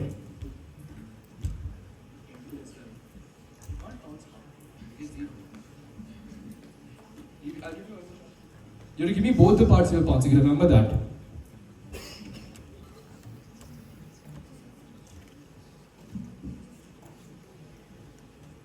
Team number 3. You have the other part? No. Alright, team number 1, it's your direct. The state is Chennai and the State. Yeah, the state is Tamil Nadu. Okay. And the temple is the Madurai temple. The Madurai temple, not right. The temple is Meenakshi temple. Okay. And the state is Tamil Nadu. That is the answer we're looking for. Absolutely right. I'll give them a +5 for giving me Tamil Nadu and a +5 for team number 8 for Meenakshi temple. The teams that pounce, team number 5 and 6 both get a +10. 7 gets 0 and team number 3 also gets 0. They got 1 part right, 1 part wrong. That'll give them a 0. And these 2 teams got +5. 5 and 6 get a +10. Okay? 1 and 8 +5. 5 and 6 +10. Great. So with this we come to the end of the 3rd round. We have 8 more questions to go, all on the buzzer. 8 more questions only on the buzzer. And these are the rules. Here I am very strict with how long you can take to give me the answer. As soon as you press the buzzer, I expect the answer. You will get a total of 3 seconds after you press the buzzer to give me the answer. If you exceed that, I'll give you a negative. The first team to attempt will get +10 -5. Second team +7 -3. Third team +5 -2. Okay? Clear everyone? Okay. Let's look at the scores after 3 rounds. And then you will be able to understand where you all stand so that you can strategize for the final 8 questions. And remember, irrespective of whether you're lagging behind, there are 80 points available. If you answer at least 3 or 4 on the buzzer, you automatically will leapfrog. So be very, very careful about it. Take reasonable guesses and hopefully it becomes very exciting. Okay. Team number 1 currently on 85 points. Yes, let's hear a round of applause for them. Team number 2 on 40 points. Team number 3 on 5. They've got a few negatives. They're on 5. Team number 4 on 45. Team number 5 leading with 95 points. Team number 6 on 70 points. 6 is on 70 points, 7 is on 50 points, and 8 is on 45 points. Okay, this is where everyone stands. And we have the final 8 questions now. Okay, can we reset the buzzer? Please reset. Wait for a moment for all the buzzers to be linked. Okay, everyone, hands on the buzzer. These will be short, fairly straightforward, and easy enough questions. You have to be quick on the buzzer, okay? Good luck. Question number 1 on the screen. Recently, which cricketer wore these gloves? Team number 6 has gone for it first. Sorry? Shubman Gill is not right. Team number... Wait, one second. Let me check the sequence. The second team, which team is second? Team number 5 is second team, yes. Rishabh Pant. Rishabh Pant is the correct answer. These are wicket-keeping gloves. cannot be Shubman Gill. This is Rishabh Pant. That's a -5 for team number 6, a +7 for team number 5. Rishabh Pant in the ongoing India versus England test series, the second match, which is when he wore these. He's worn these Spider-Man gloves earlier as well, but that is correct. Let's reset the buzzer. Team number 5 gets a +7. Team number 6 gets a -5. Be careful, team number 6. We'll reset the buzzer. Okay, great. Yeah. Question number 2 now on the screen. Identify the musician being depicted. Team number 6 once again going for it first. Freddie Mercury gives you a +10. Freddie Mercury. Everyone went for it very quickly. 6 was the first. They get a +10 for this. They've recovered from the negative. Let's reset the buzzer. 2 questions answered. You have to be very, very quick. Okay. Question number 3 on the screen. Who is Mohammad Siraj paying a tribute to? Team number 6 once again. Diogo Jota. Diogo Jota, number 20. Absolutely right. Another +10. Diogo Jota is the correct answer, who tragically passed away last month, and he's paying tribute to him. We'll reset the buzzer again. 3 questions done. We have 5 more to go. Question number 4 on the screen. Identify the teenage sensation. Team number 8. Divya Deshmukh. Divya Deshmukh gives you a +10. Much earlier, when she was much younger, and she's the new sensation of the chess world, that gives you a +10 as well. Team number 8, and we'll reset the buzzer. The buzzer. Yeah, let's wait for a moment. We have 4 more to go. All the questions have been answered. Let's go to question number 5 on the screen. Which iconic snack brand recently broke tradition by unveiling a square-shaped version? Yes? Doritos. Doritos gives you another +10. These are Doritos. So known for the triangular-shaped snacks, they went with a square-shaped version, which is the answer we're looking for. Let's reset the buzzer again. We have 3 more questions to go. Okay, question number 6, I think, 6 on the screen. These 3 kids would be playing what? Team number 6 once again. Harry Potter. I need all these 3 kids playing what? Give me the full answer. Harry Potter, Hermione and Ron. Harry Potter, Hermione Granger and Ron Weasley. That is the answer. Another +10. Which trio we are looking for? And we reset the buzzer. This round has been dominated by team number 6. Through and through, they dominate this round. We have 2 more questions to go. Question number 7 on the screen. Max Scott is a playful new mascot introduced by which brand? Team number 7. Which company? McDonald's. Not McDonald's. Which team was second? Can we look at sequence? Team number 2 was the second. Sorry? Kraft is not right. I need the brand. Can you tell me the brand? Snack brand. Sorry, Kraft mac and cheese. Not right. The third team. Which team was third? Team number 3 was the third team to press the buzzer. Same answer.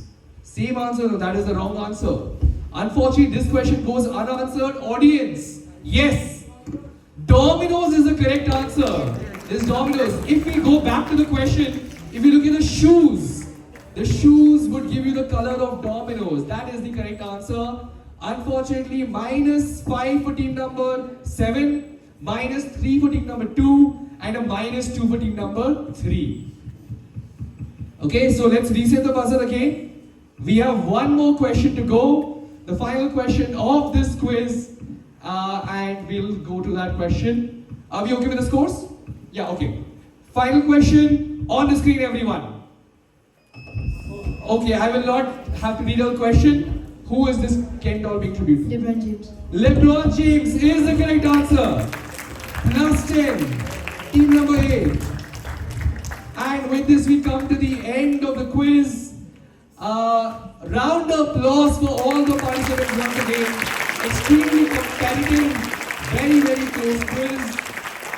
Most popular, oh, I'm a superstar, I got lights all over me. But the most popular Nepali phrase came to my mind every time a question was asked, and it made so much sense to me, and that was like, Kunit ke pani tha chaina.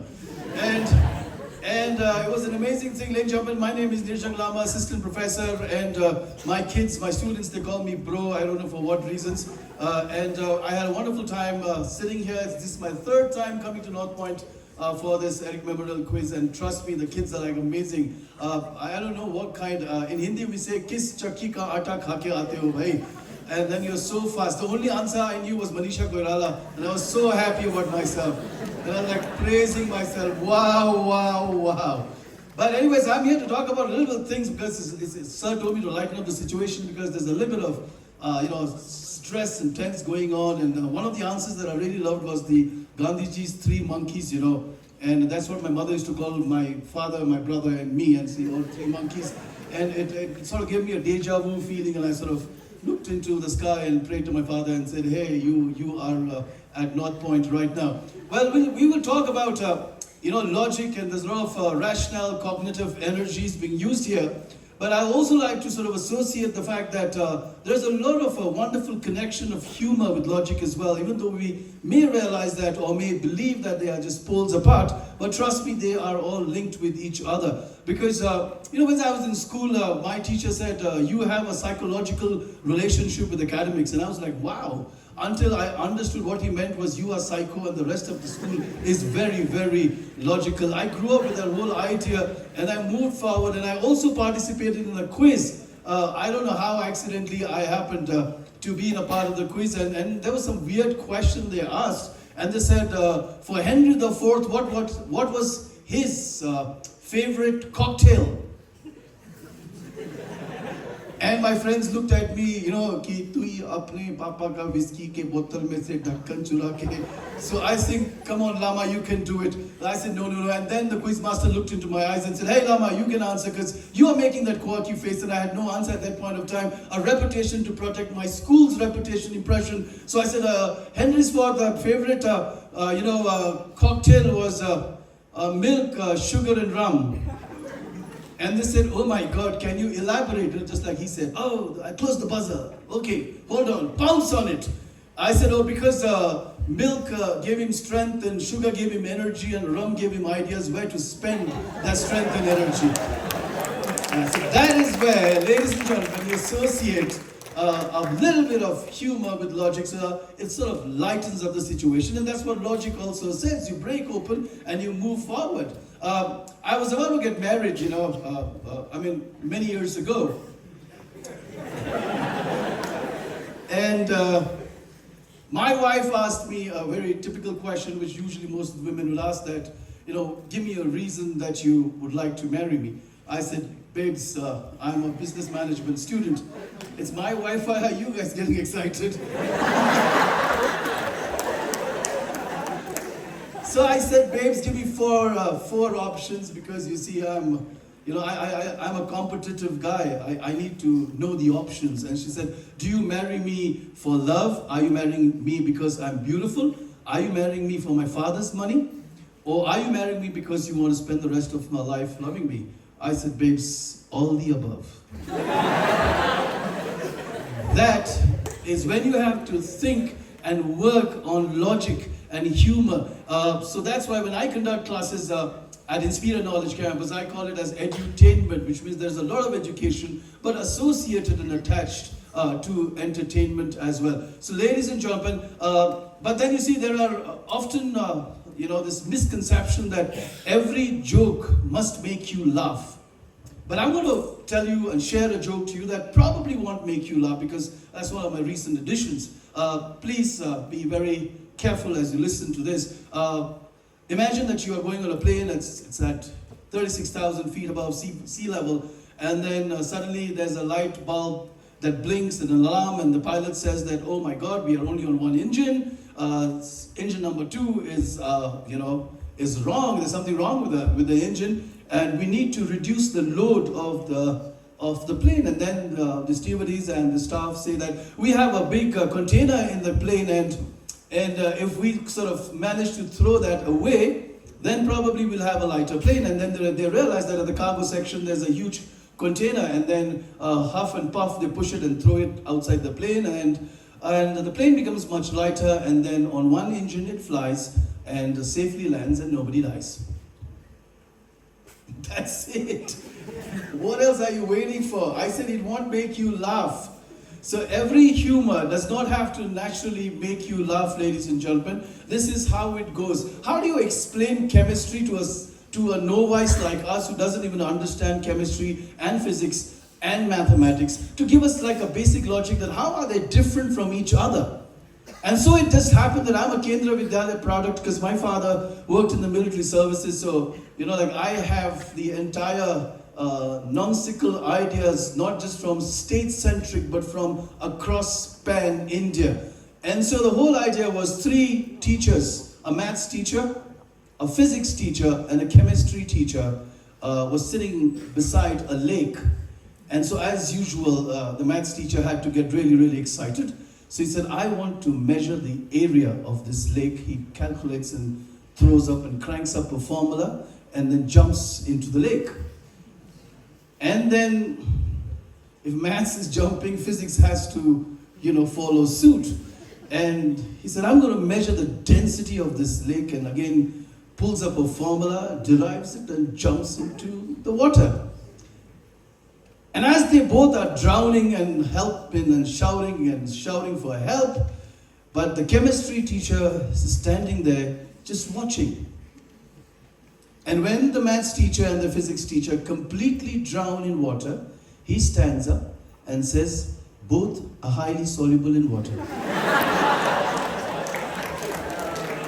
Again, you're attaching logic with intelligence, with humor, and trying to create something very, very amazing for what you have to say and speak for yourself, ladies and gentlemen.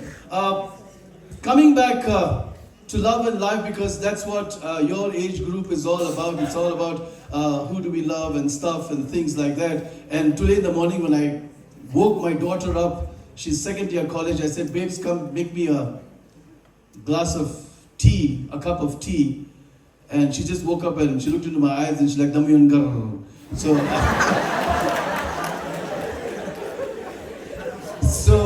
I just did tuk tak, tuk tuk tuk tuk, and I just went out of the room, and I know that I had to make the tea for myself.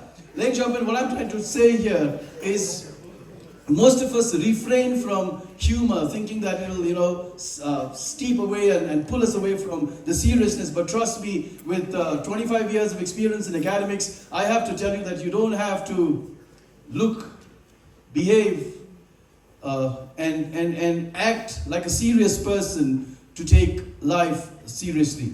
And that's the basic logic that I've been passing, the wisdom that I've been passing to everyone around. And that's how it is. And that's the reason that for the past 23 years, I am happily married.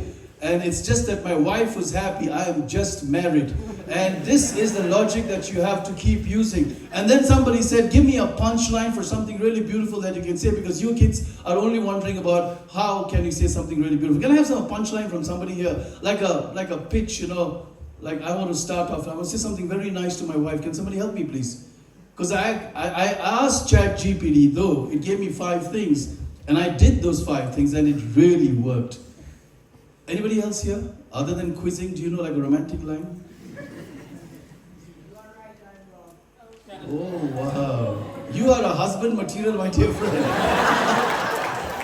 If you're 18, you may just leave this hall and go and be betrothed to whoever that you really want to. Anyways, there's always a catch to certain things that we say and do and think. So I also tried one of these nonsensical things that I wanted to do, and then I looked into my wife's eyes, not then my wife, but about to be, and I said that I love you from the bottom of my heart. And because I had copied it from another friend who said it to his girlfriend, and it worked, and it worked for my seniors as well, and he said it to another Didi and it worked. And so it was like a theory, it was working in all the KVS, Kendriya Vidyalaya Sangathan, that we just go and say, I love you from the... My wife slapped me. And she said, idiot, if I am at the bottom, then who's at the top? Because That is again a logic that you use. That's what we call as lateral thinking. I think it's because of this lateral thinking it makes us more easygoing individuals who can portray, understand, comprehend, and again cascade this into this all bits and pieces of happy moments and put them together and call it what we call as life lane jumping. I have very limited time, but I want to ask a few questions and just 3 questions. I also want to be a quiz master. Can I please request Mr. Prabhu if you can help me give them some gifts? I think this JBL speaker is just nice. Please put it across. That guy is showing me a kukuri from down there. He's like Porkis. Okay, ladies and gentlemen, I'll ask you questions to which I never had answers in my school life, okay? Ladies and gentlemen, this is for the audience, it's not a quiz, but may I know from someone who can tell me what was the name of Mahatma Gandhi's mother? Yes? Sasuribai. No, it's not. Kasturba Gandhi was his wife. Don't mistake those things.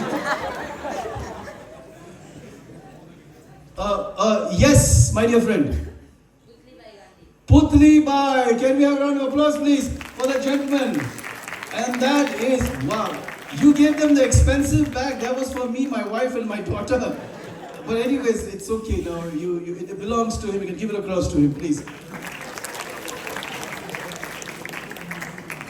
Can I have somebody, because time is running fast, like jump in. For me, it runs slow and it runs fast for you. Can I have somebody who can spell the word assassination?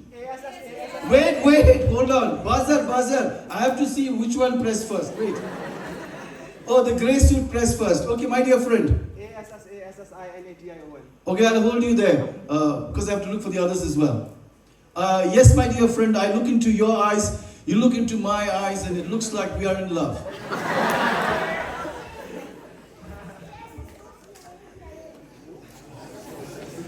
I don't know, but I don't know what you said, but I have to tell you, you have the cutest voice I've ever heard since morning. A-S... no, there's no C in assassination. There is only a W, which is my wife. It's not about the spelling. I want to, share the spelling which you can remember it very well. This spelling, which you will not forget. Yes, sir. गधे के ऊपर गधे गधे के ऊपर मैं मेरे ऊपर सारा राष्ट्र. Wow. Sir, I was thinking of the speaker, but I think I will give the entire North Point to you. But thank you very much. I was like really amazing. But that's got a twisters I can't do so because that's scripted, so it doesn't really come to me. Assassination, I think I'll give it to the gentleman who has spelled. Oh, okay, miss. Okay, I never asked a lady there. You can sit down, miss. Because, I did get up and the chair folds and then I sat and it was very painful. A-S-S? A-S-S-I. It's okay, control your emotions. N-A-T-I-O-N. Quizzes, they all know the... I think we need the bag for the gentleman who... Where's the gentleman there? Here's the first one to actually answer. It goes back to my English teacher who used to teach us English. And because, my mother told me to read words, because we don't come from English-speaking families. And then my mother said, break the word, because she had studied in Hindi, and Hindi, if you have to learn something, you break the word, and then you understand the word separately, and they give you a meaning. So I tried that for English as well. I was in kindergarten, and I said F-A-T, fat, H-E-R, her, matlab fatter. B-U-T, bird, G-T, get, but get. And then I came to class 9th, and then I was asked to read, and I read a biology book, and I said, cells are made up of powerful something called as mitochondria.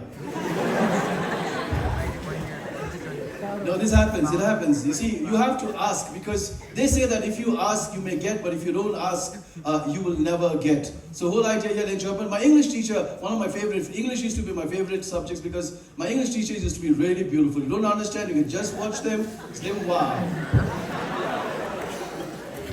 So she gave us a very nice way of remembering the subject, the spelling assassination. We said, an ass over an ass, an eye over the nation. And And that's exactly what Sir actually gave the answer there. Thank you very much, sir. Round of applause to the gentleman there. But personally, deep down in my heart, I don't like him because he took away my joke. It's just a joke, sir. Just in case. Alright, I think 15 minutes are done. Sir has already buzzed me. But I would like to leave you with a logical question. And I hope that you can answer it. You get a bag for that if you can. And also packed with the JBL speaker. A boy and a girl were stranded in a desert. Okay, stranded in a desert. Ladka ek ladki ek registan mein the. Stranded, I don't know. Because it reminds me of my KV Kendra Vidyalaya. I was sharing my jokes with our students in the morning when we were driving from Siliguri to Darjeeling. We had a replacement for an English teacher because the English teacher hadn't arrived in those days in the 80s. I don't know, whatever reason. So we had another sir who replaced the class, and he was teaching his English, and he would translate, from Hindi directly into English. So once we were having a great time in the classroom, he came to the window and said, "Hey, all of you, shut up! Don't you know principal is rotating?" What he meant in Hindi was principals are ghoom rahe hain. And so anyways, coming back, so girl and a boy are stranded in a desert, and the girl looks into the guy's eyes. There's nothing romantic, come back, alright? The girl looks into the guy's eyes and says, "I am very thirsty, and if I don't get water in 60 seconds, 60, okay? 1 minute, 60 seconds, 60, 1 minute. If I don't get water in this time, then I will die." The guy runs helter-skelter and eventually comes back with a bottle of water in just 35 seconds. But only to unfortunately find her dead. Can somebody tell me how did she die? No, 35 seconds. Sir, because when the girl was saying I'll die in 60 seconds, few of the seconds were already gone while she was... No. She said time starts now. Sorry? Oh, that's the right answer, ladies and gentlemen. Can we have the bag for that gentleman there? And somebody slap him also for taking away my joke. Ladies and gentlemen, the container from the first joke that I told you, that fell on the girl.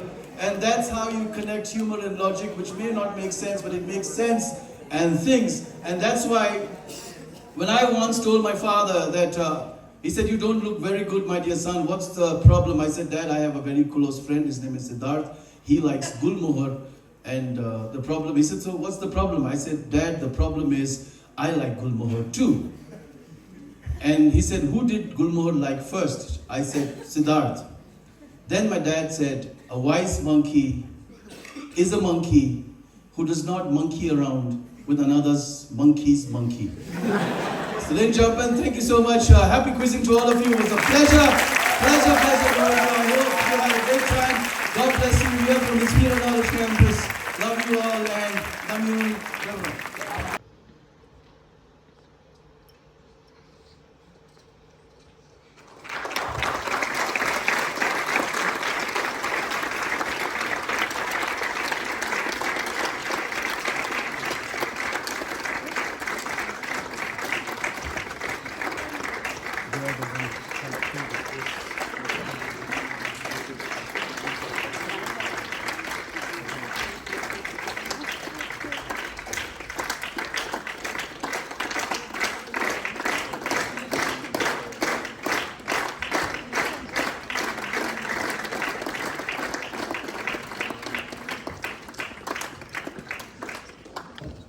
Please be seated.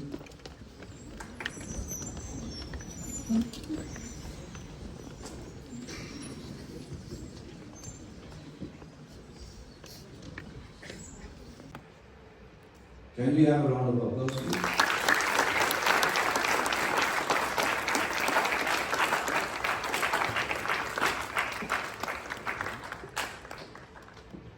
Ms. Madam Chetri,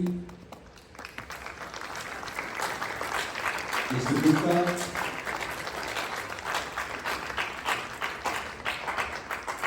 Ms. Singh, and Ms. Anushka Gurung, embodying the spirit of participants to step forward and partake in the sacred tradition.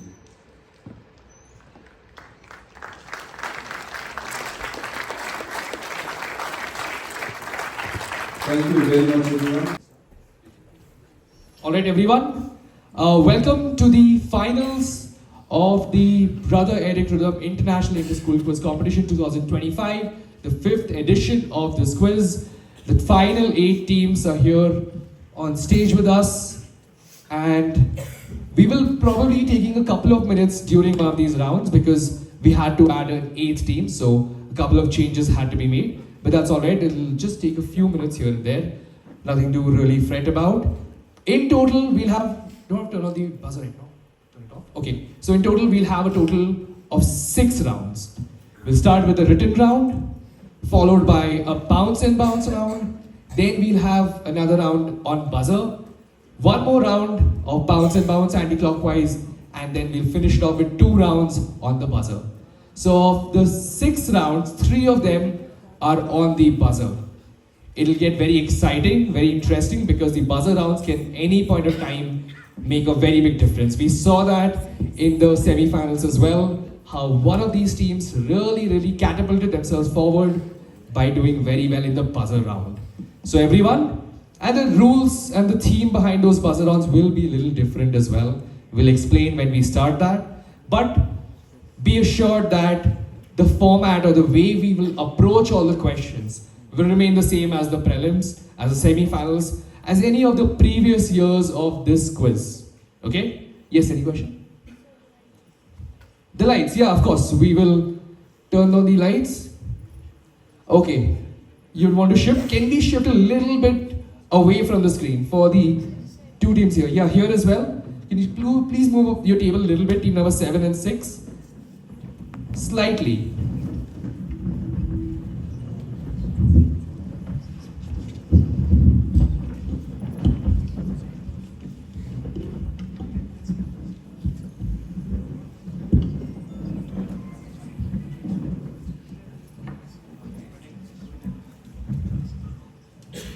Alright, everyone, let's start with the very first.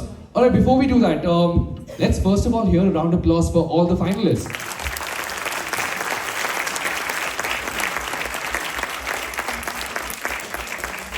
They had to battle it out with 50 plus teams to be here, so the best amongst all these teams. Let's introduce everyone. You can introduce your school, and let's welcome them with a round of applause, all the participants. Team number 1. I am Harshit Singh from St. Joseph School Team Alpha. St. Joseph School Team Alpha. Just the school will do. So round of applause for them, the host team. Team number 2. Good afternoon, everyone. We are St. Paul's School, Darjeeling. St. Paul's School, Darjeeling. Team number 2. Vilan Chetri from Videography Academy. Videography Academy. Team number 3. Good afternoon, everyone. We are from Billa Divya Jyoti, Siliguri. Team number 4, Billa Divya Jyoti, Siliguri. Good afternoon, everyone. This is Loreto Convent. Loreto Convent, Darjeeling. Good afternoon, everyone. This is Olivia Enlightened English School. Team number 6, Olivia Enlightened English School. Good afternoon, everyone. This is Gothals Memorial School. Gothals Memorial School, Kurseong. Good afternoon, everyone. This is Little Flowers English School, Nepal. Little Flower English School, Nepal, the international team for the finals. Okay, everyone. Remember, enjoy yourselves. Everyone can be very involved in the quiz. One of the most important and interesting parts of a quiz is whether you are a part of it or not, whether you're participating in it or not, you can always learn something from it. You can always be very involved.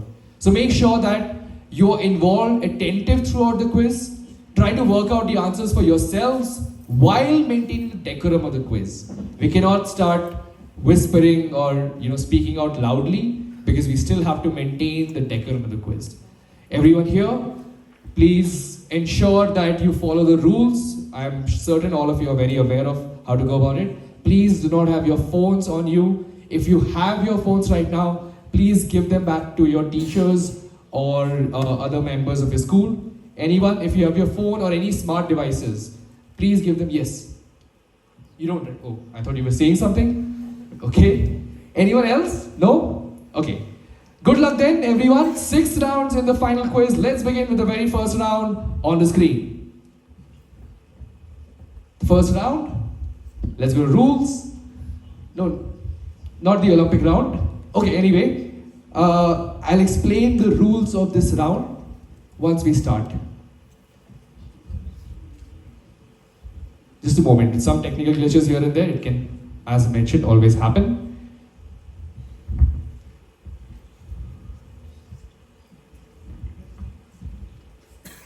Can we go to the rules?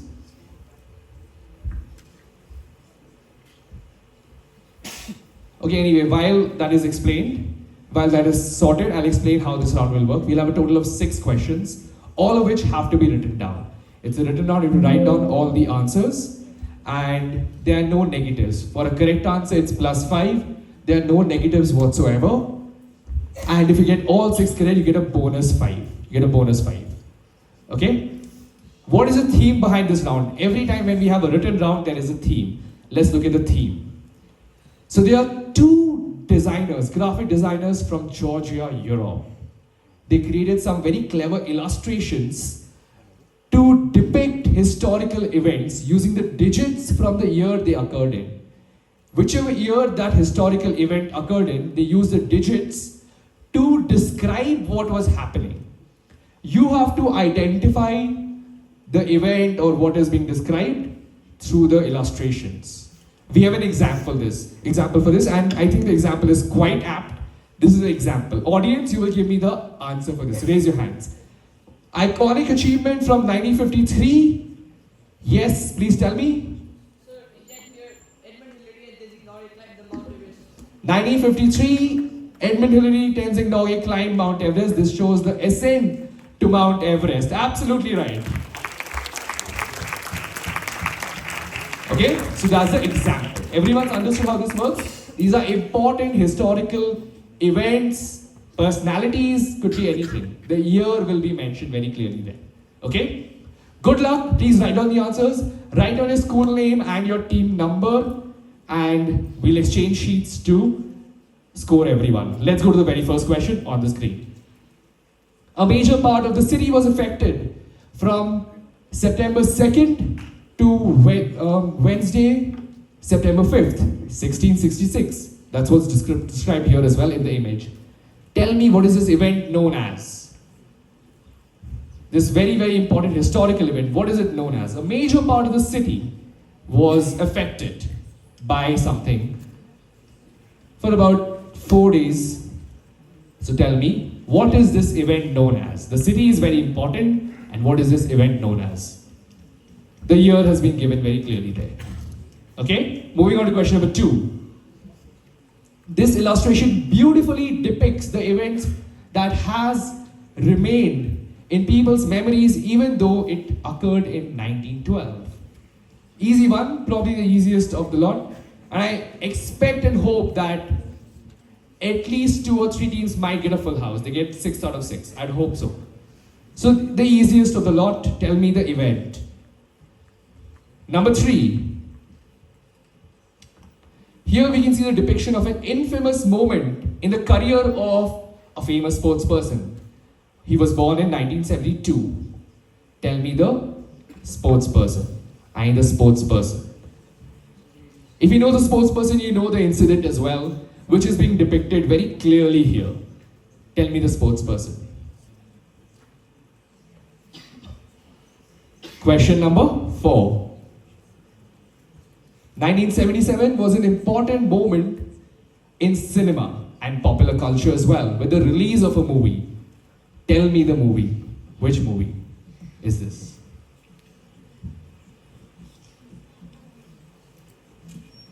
Important moment for anyone who follows cinema and of course pop culture. It's iconic, absolutely iconic. Number 5. This illustration depicts the founding of what? I'm not debating if this is the easiest or question number 2 is the easiest. Founding of what? Number 6. The year 1773 depicts an iconic moment in American history as well as a cultural shift in America. Tell me the moment. I need the exact description of it. What is it called? Yes. Number 5. Okay, we'll go back as well. Let's go from number 1. What is it called? Number 2. Can we do question number 2? Yeah. Number 3. I need the person here. Number 4. The movie. Number 5. Founding of what? And number 6. 5, can we just stay at 5 for a while? Okay? Number 6. Great. Now we'll exchange sheets. 1 and 2 amongst themselves. 3 and 4. 7 and 8. 5 and 6. You'll exchange among yourself and score the opponents. Okay? 5 points for a correct answer. Plus 5 if any team gets all 6 correct. And no negative marks. Okay, everyone, and audience, you will give us the correct answers. Let's go to question number 1. Yes, audience, oh, you haven't, one second. You haven't exchanged. I cannot, I've already closed that. We cannot do that. I had told everyone to exchange. You should have done that by now. Everyone is exchanged, right? Yeah, okay, let's go to the first question. Yes, please raise your hands. Yes. What is it called? Okay, you're more or less right. If you give me a better answer.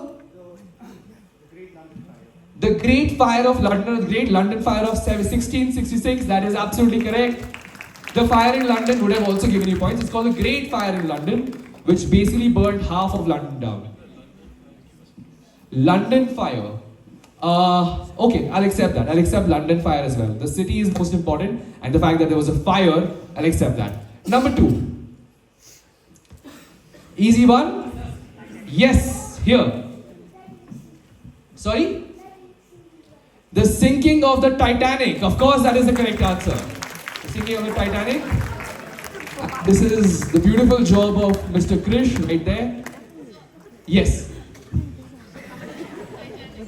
Titanic, just Titanic. Okay, we'll accept that. I mean, we know what happened to Titanic, so there's no secrets there. Number 3. Yes, which personality? Yes.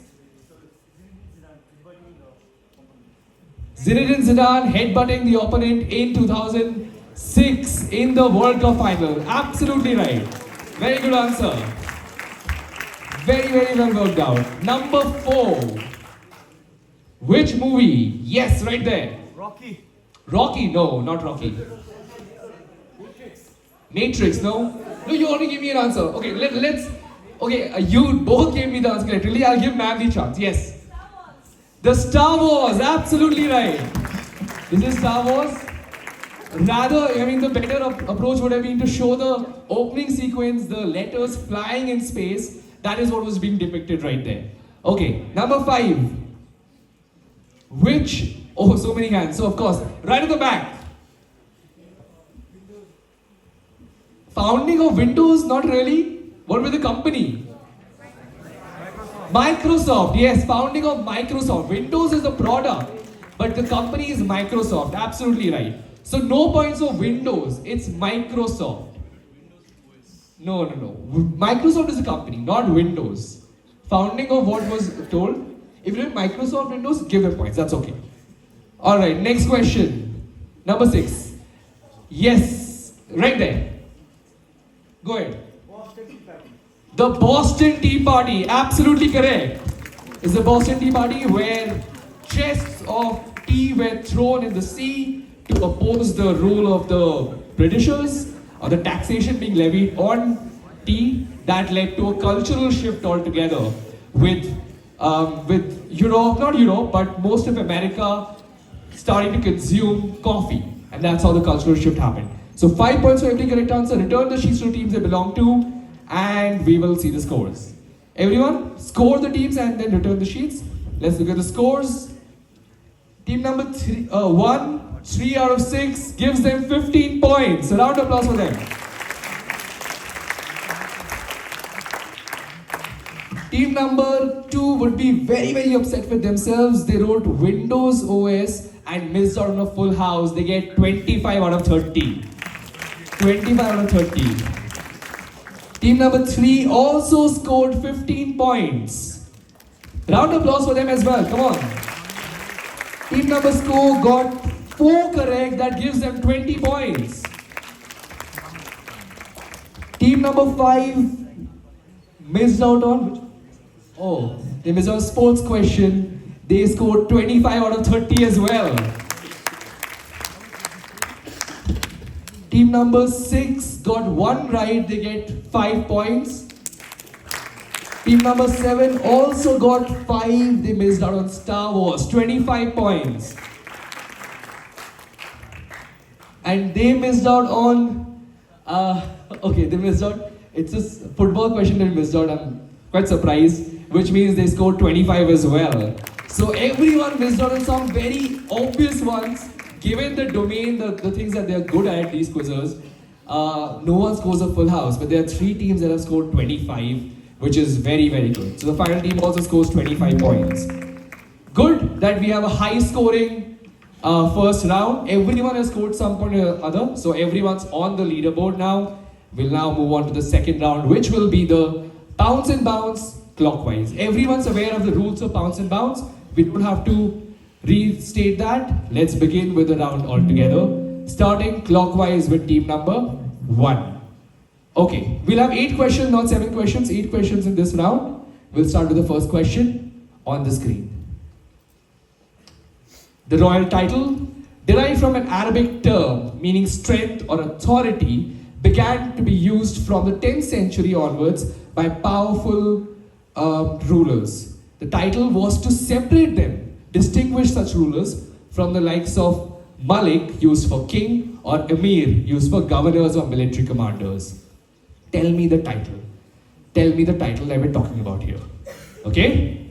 Okay, so 3 teams are pouncing. Team number 2, 4, and 8. 3 teams are pouncing. I need a specific title.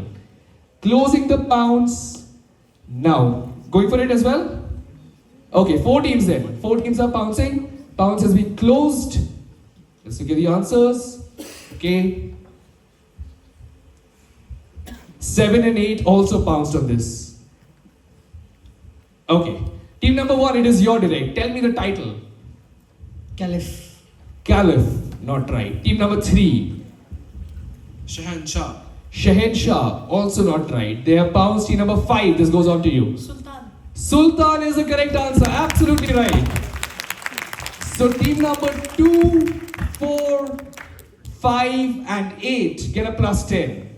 2, 4, 5 and 8 get a plus 10, but a minus 5 for team number 7. Minus 5 for them. And this is Sultan. That's how the title comes. Arabic term for it. Good answers, everyone. Team number 2, next one is your direct on the screen. In the past, there was a practice of determining a particular animal's age by examining its teeth. It was done to determine if the animal was capable of being used in a race, to participate in a race, or if it could be useful to the owner. Which phrase or idiom, which means receiving information directly from the most reliable source, originated from this particular practice? Tell me the phrase that we're talking about here. Team number 4 is pouncing on this. Only one team is going for it. Team number 6 as well. 4 and 6 are pouncing. It's a direct for team number 2. I will close the pounce now. 2 teams, only 2 teams.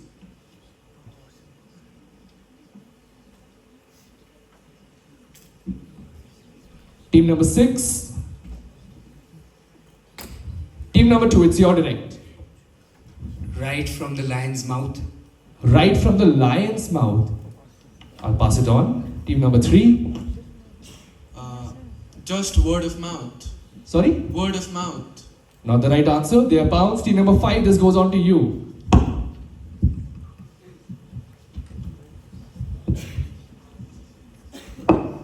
Spill the tea. Spill the tea. Where is the animal there? Not right. Team number 7. Turn on the mic, please. Right from the horse's mouth. Right from the horse's mouth. Of course, that is the correct answer.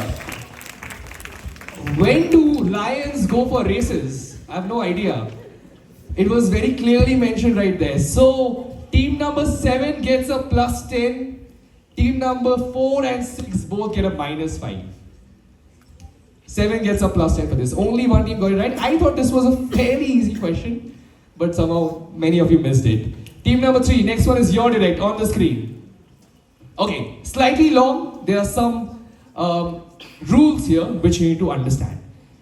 These are some physics laws that were created by the pioneers of a certain industry. These are not actual physics laws, but they were created by the pioneers of an industry. They were supposed to supersede the normal laws when applied in this industry. They would supersede the normal physics laws. Where would you see these laws being applied? The laws, some of these laws, there are many others, some of them are, a body suspended in space will remain in space until made aware of the situation. That's one law. Second is, any body in motion will tend to remain in motion until solid matter intervenes subtly. Any body passing through solid matter will leave a perforation conforming to its perimeter. All principles of gravity are negated by fear. As speed increases, objects can be in several places at once. These are the laws used in a certain industry, and they are supposed to supersede the normal laws of physics when applied in this industry. Explain, where would you find it? What are these things called? Okay? Very, very logical. Direct for team number 3, team number 4, 7 and 8 are pouncing. 4, 7, 8 are pouncing. No, there is no company. The pioneers of the industry did it. So if you figure out the industry, that will be the answer. Which teams are pouncing? Please raise your hands clearly. 4, 6, 7 and 8. Anyone else? Closing the pounce now. 3 teams are going for it. When do you raise your hand? I was asked, okay, I'll accept it, but please be very clear about it. Okay?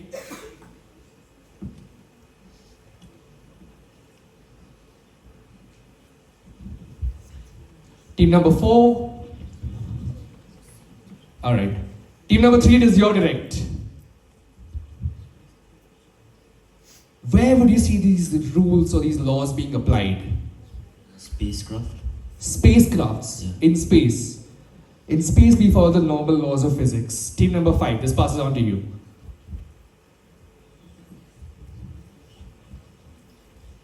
Quantum computing.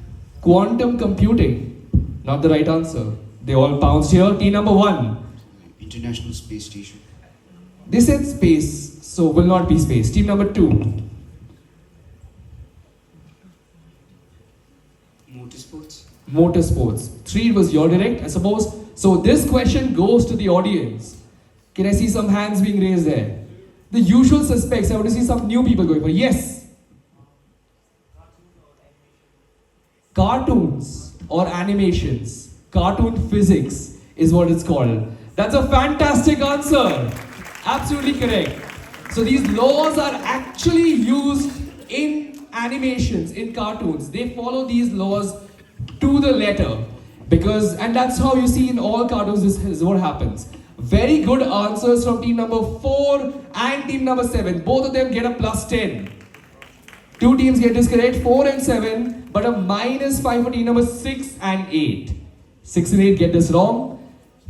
4 and 7 get a plus 10. Are we okay with the scores? Yeah, okay, great. Team number 4, next one is your direct on the screen. So Jackson Pollock, one of the probably the most famous artist of America. He was known for his unique style of drip and splash painting. Drip and splash painting. In a 1956 feature of the Time magazine, he was coined as dash dash dash. 3-word answer. The letters are indicative for his unique style. The nickname is an interesting wordplay which derives from the name of a notorious, unidentified serial killer of the late 1900s and Pollock's style of painting. I don't need the notorious serial killer. I need the wordplay which arrives from Jackson Pollock's style, as well as this is a style of his painting, drip and splash. So from that you get the name of the nickname given to him, which comes from his style, and the name of the serial killer. The name of serial killer. So you have to give me the exact answer here. We go back to the question? Yeah. The blanks are indicative. Yeah, the blanks are indicative. So in the specific answer, in a wordplay, the spellings are very important. Okay, teams that are pouncing. So direct for team number 4. So team number 1, 2, 5, 7 and 8 are pouncing. 1, 2, 5, 7, 8, 3 as well. Okay, 1, 2, 3, 5, 7 and 8 are all pouncing. I'll close the pounce now. 2 teams are not going for it. Team number 2, 3.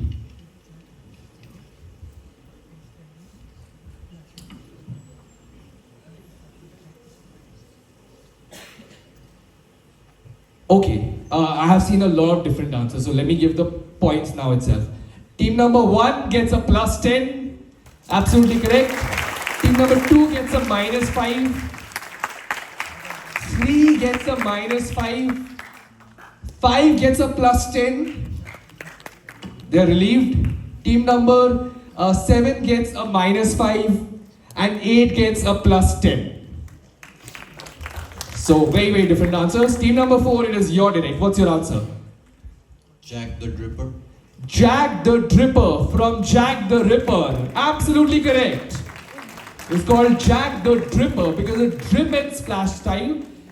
Very well worked out. Plus 10 for team number 4 as well. And a few negatives here and there. But that's alright. Team number 5. Next one is your direct on the screen. So Dash is an indigenous drone camera developed by the Chennai-based Garuda Aerospace and backed by a sportsperson. It is backed and funded by a sportsperson. The company has cleverly blended the word drone with the name of this sportsperson, symbolizing innovation with a sporting twist. So it is a blend, the name is a blend of the name of the sportsperson and the word drone. What is the name of this drone? The blanks are indicative. The blanks are indicative. The name of this drone comes from the word drone and the name of this sportsperson. It's a combination of that. The blanks are indicative. Again, spelling is very important in this question. Team number 2 is pouncing. Team number 7 is pouncing. Direct for team number 5. 1 as well. 1, 2, 3, 7 are all pouncing. If you figure out the sportsperson, it becomes quite obvious. So I'll close the pounce now. 5 teams are pouncing.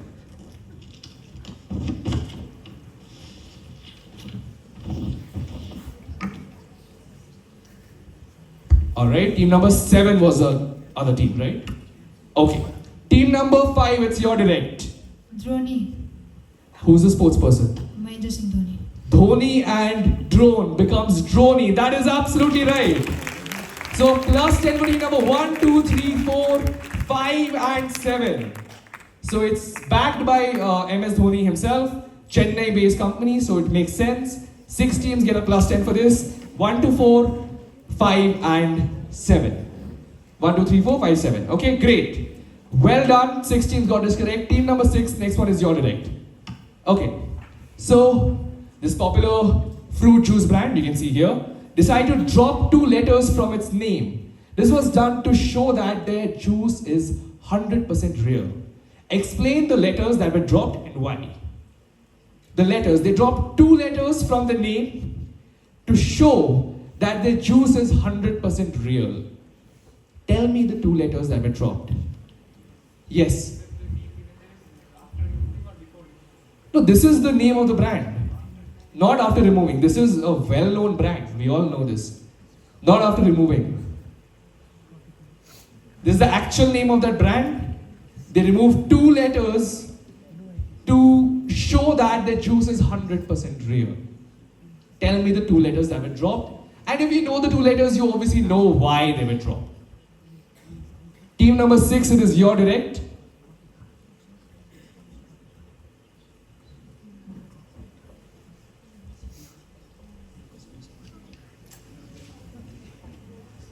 Alright, team number 2 is pouncing on this.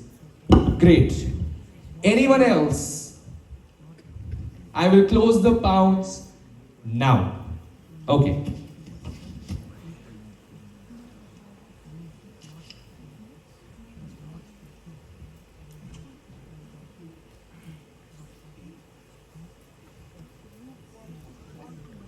Alright, so team number 6, it is your answer. On the mic.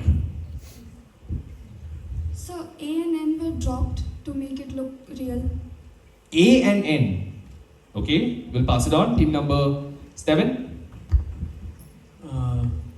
P and C to show no plastic and no chemicals. No plastic and no chemicals, so P and C. Okay, interesting. Team number 8. Tropica. No, what are the letters that were dropped? The last N and A. Last N A. Okay, not the right answer. Team number 1. T and R were dropped. T and R were dropped. Opicana, that is what remained. Not right. Okay, team number 3. I hope someone gets this. Yes, team number 3. Where O and P dropped. O and P. P. Why? OP? Just a guess. Just a guess. Okay, team number 4. R and C were dropped. R and C were dropped, and the reason? No reason. No reason. It just felt like it. Team number 5. So R and A were dropped. R and A and reason? So because it would be tropic, and oranges are mostly grown in colder places. So tropics is not the cold place where oranges are grown. Sometimes the wrong answers have some beautiful explanations. That is one of those cases. Not the right answer, but very, very well thought out. I'm liking the way students think sometimes. Let's see the answers. Anyone new? I know the usual quiz students would be able to work it out, but anyone else? No. Alright, okay, yes. We'll give her a chance. A and I were dropped. Why? AI, artificial. That is why A and I were dropped. What a brilliant answer. So the letters A and I were dropped. Team number 2 unfortunately gets a -5 on this. No one worked it out, but only one there who worked it out. Did you also have the right answer? So round of applause for both of them for getting this one. No one else in the hall did. Okay, so this was question number 6. Question number 7 for team number 7 on the screen. Oh yes, I love this question. In December 2023, a 4-year-old pig escaped from a farm in New Jersey and led police on a short chase. Due to the intelligence of the pig, the police named him as a wordplay on a scientific genius. A wordplay on a scientific genius. Tell me what was the name given to the pig by the police. Team number 4 is pouncing on this very confidently. The name was a wordplay on a scientific genius. Scientific genius, I mean, very few that you would first think of, and it's a wordplay on that, given the fact that it's a pig, an intelligent pig. So think about it. Only one team is pouncing. It's your direct anyway. I will close the Pounce now.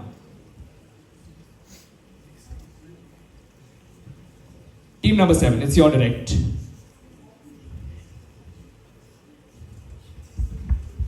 Pigstein, sir. Sorry? Albert Pigstein, sir. Albert Pigstein. Team number 8. Nikola Tesla. Sorry? Go ahead, it's okay. Nikola Tesla. Nikola Tesla, okay. Team number 1. Albert Einstein. Albert Einstein. That's a very, very good guess. But team number 2, we'll pass it on. Albert Schweinstein. Swinestein. I'll see if I come back to you. Let's see. Was the pig called Higgs based on a man who discovered a certain thing? Higgs. Peter Higgs. Because of him. Okay. Higgs. Not the right answer. They are Pounce. Team number 5. Isaac Picton. Isaac Picton. Not right. Team number 6. Isaac Newton. Isaac Newton. We have to give it to the students here for getting better answers than what is the right answer. I will give a +5 to team number 2 for having the word swine in the answer. And team number 4 gets a +10. Now audience, what is the correct answer? Yes? Swineward Einstein, no. Think a little too much. Someone said the answer there? No one else? Albert Einstein is absolutely correct. Albert Einstein.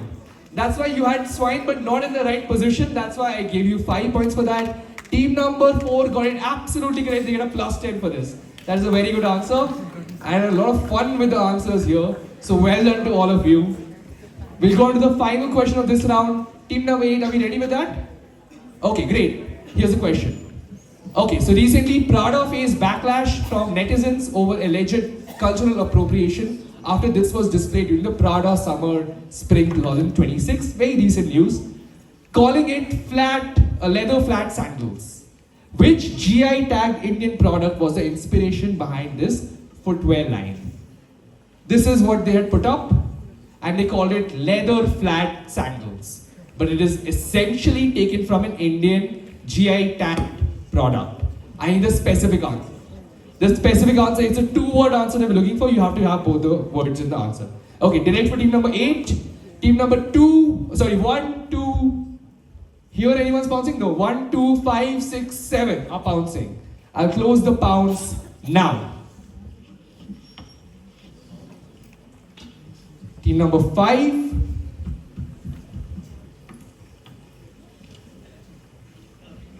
Okay, team number 8, it is your direct. India-centric question for you.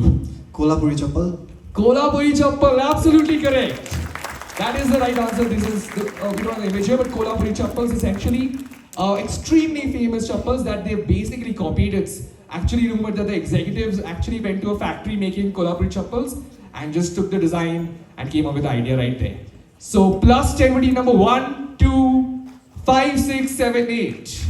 1, 2, 5, 6, and 7, 8. Get this correct. Very good answers. And we're done with round number 2. We will now go on with round number 3. Before that, let's look at the scores. Everyone, please turn on the buzzers. Turn on your buzzers on the side.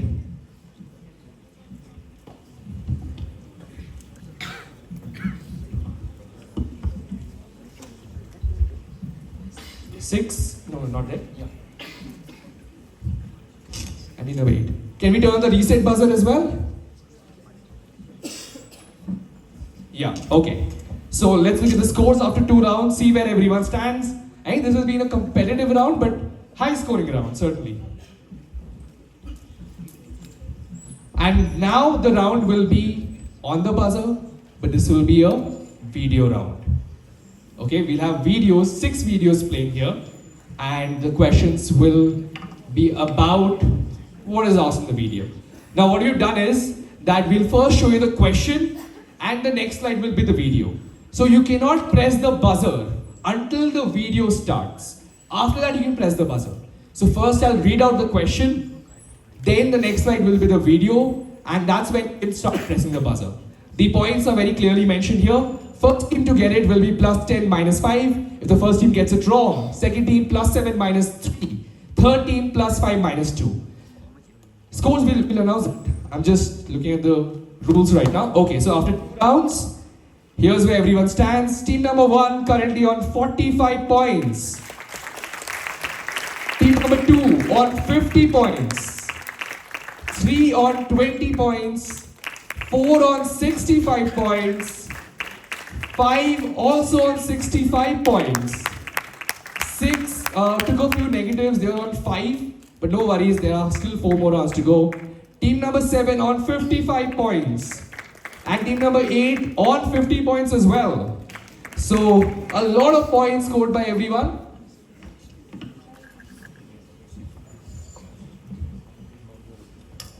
So as mentioned, high scoring final round. We'll now start with this round. Can we just test the buzzers? First, once again, don't press the buzzer right now. Can we just reset? Okay. Team number 1, 2, 3, 4, please press your buzzers. Okay, all the buzzers work fine. Can we check the sequence? 1 was the first, second team was the team number 2, third team was team number 4, and fourth team was team number 3. Okay? We'll reset the buzzer again. We'll check this side's buzzers. Give us a minute. Yeah, please press the buzzers, everyone. Okay. 6 was the first team to press. Second team was team number 5. Third team was team number 7. And fourth team was team number 8. Okay, so we know which team is first, second, third, fourth accordingly. So we have reset the buzzer again. Give us a minute. The wireless buzzers, they take a little bit of time to reset and connect again. But okay, so buzzer round, 6 questions. Video round, 6 questions, everyone. We'll start with the very first question. Remember, you press the buzzer only when the video starts. Question number 1.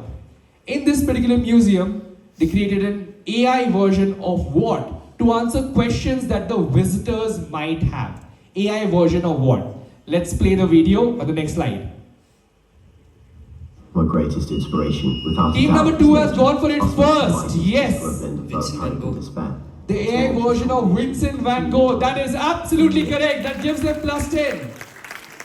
So this is the AI version of Vincent van Gogh answering questions about his own life, his own work. And that was a very fascinating thing that they did. They get a +10, team number 2. Very well done. We have reset the buzzer again. Yeah.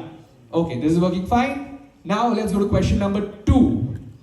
This is a scene from a 1915 movie called The Birth of a Nation. What happened next in the movie?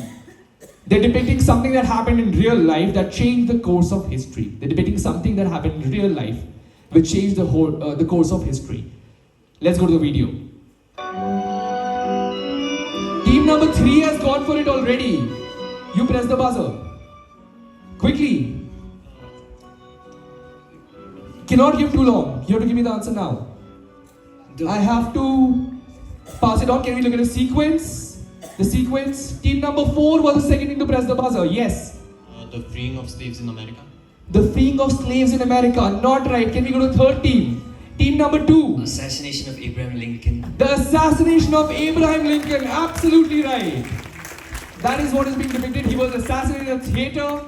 And that was a depiction here, not the freedom of the slaves, which happened before this happened. So that's a -5 for team number 3, -3 for team number 4, and a +5 for team number 2. Alright, this is where everyone stands. Couple of negatives, 1 correct answer for this. We go on to question number 3 now on the screen. This was put up by the ICC after South Africa won the World Test Championship. This is a spoof of which iconic movie? Next slide. Let's play the video.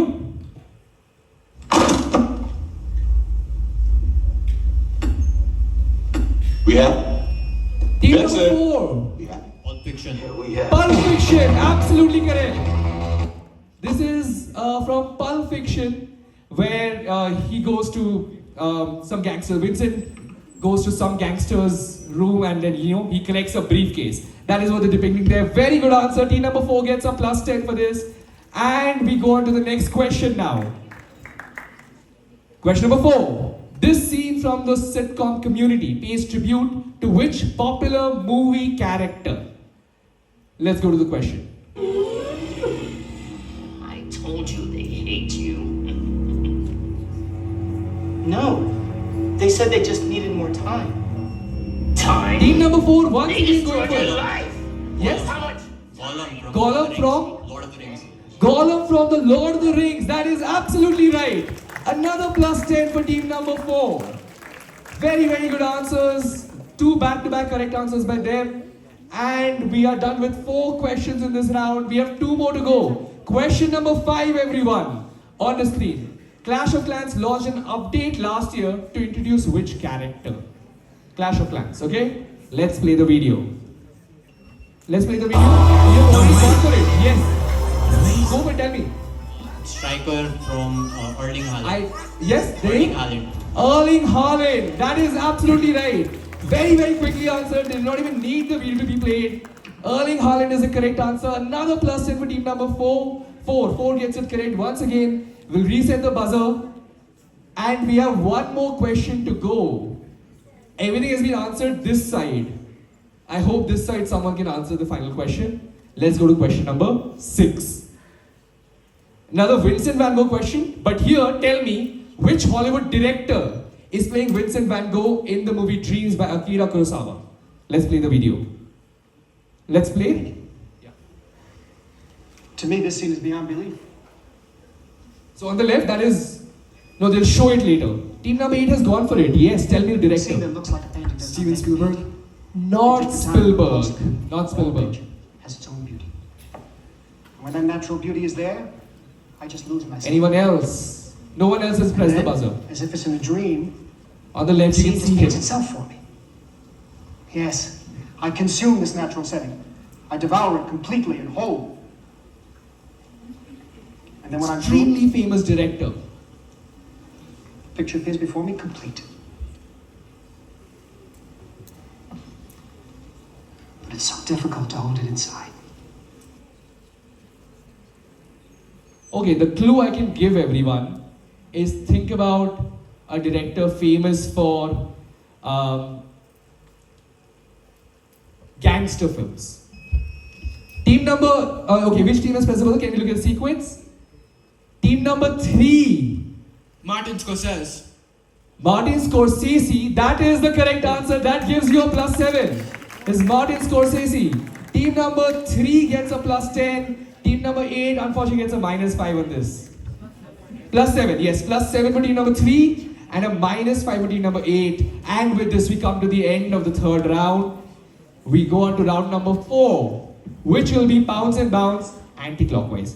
Teams, you can turn off the buzzers for the time being. We'll turn them on again when the next buzzer round starts. Alright, so the rules, please turn that off, the buzzer on the side. Yeah, the rules remain the same as the second round, but we will go anti-clockwise. We'll start team number 8 and move on towards team number 1. Okay? Good luck everyone. First question on the screen for team number 8. This is Arad Hosseini, who at the age of 4 became an absolute sensation. He was given an alliterative nickname. What is alliterative nickname? 2-word nickname. Both the letters, both the words start with the same letter. Both the words start with the same letter. He was given that nickname because of his size and skill. Referring to a footballing great, what was a 2-word nickname given to him? 2-word alliterative nickname given to him.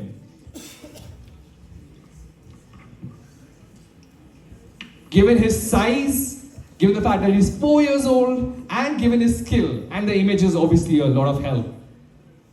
Team number 1 and 2 are pouncing. 4 is also pouncing. 1, 2, 4 are pouncing. I will close the pounce now.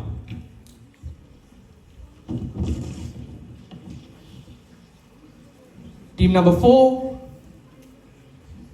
Team number 8, it is your direct. Mini Messi. Mini Messi, that is absolutely correct. Very, very good answer. This is Mini Messi. +10 for team number 1, 2 and 8. 1, 2 and 8 get this correct. 4 gets a -5. They went with Little Lionel, which is also a very good answer, but that is not the correct answer. So well worked out, but cannot give you points for that. Okay, so 3 teams get this correct. Let's go to question number 2. Team number 2, it's your direct. What is happening here?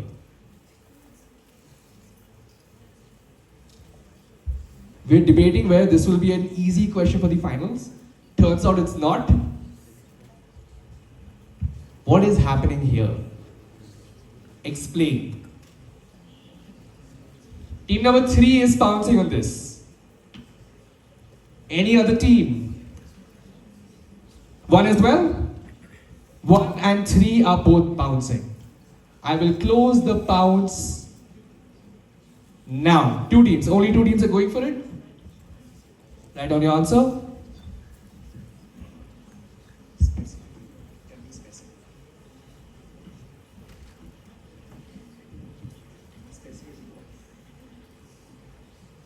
Both the teams, you have to be a little more specific. I'll give you one more chance. Team number 3.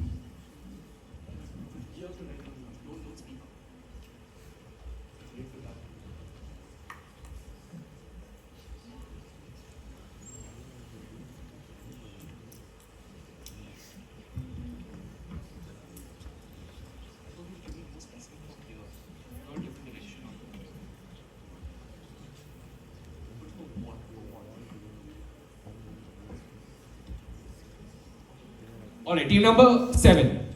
You're direct. The measurements are being taken to make a statue or a doll. Statue or a doll? What statue is it? Wax. Can you be a little more specific? This. I need a more specific answer than just a wax statue.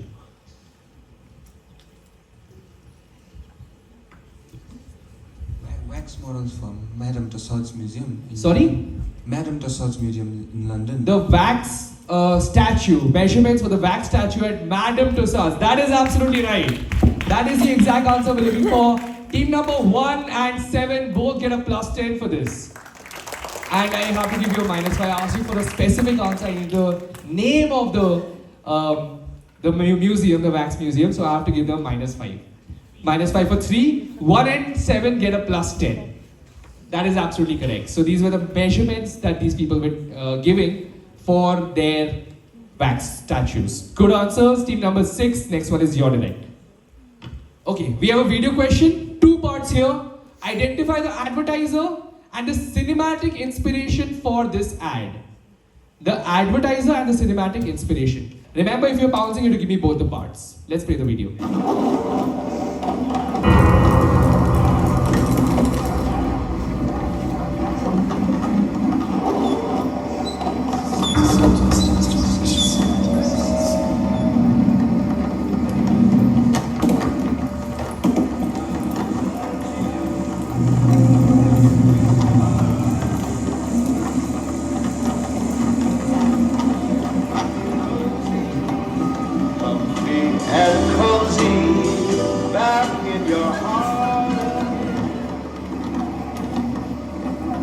Okay, we can stop the video, I think.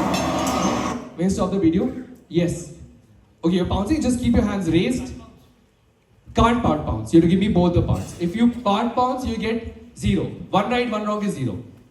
Now it's your call, what do you want to do? Team number 1 and 2 are both pouncing. Remember, half of it right or wrong will give you 0.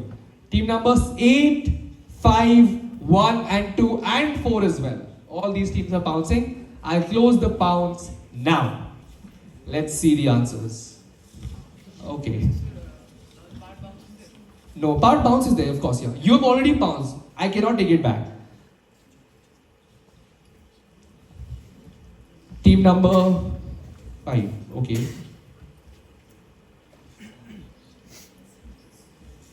Team number 8. Team number 6, it was your direct. Okay, first let me just do the scores here. Team number 1 gets a +10. They got both the parts correct. Team number 2 gets 0. You got 1 right, 1 wrong. Team number 4 also gets 0. They got 1 right, 1 wrong. Same with team number 5. 1 wrong, 1 right. And team number 8, you got both of them wrong. So I have to give you a -5. It's alright. In the right direction, but not the right answer. Team number 6, it is your direct now. So Red Bull and F1? Red Bull and F1. Cinematic inspiration F1. Okay, the movie F1. Not right. Team number 4 has pounced. Team number 3, you're not pounced.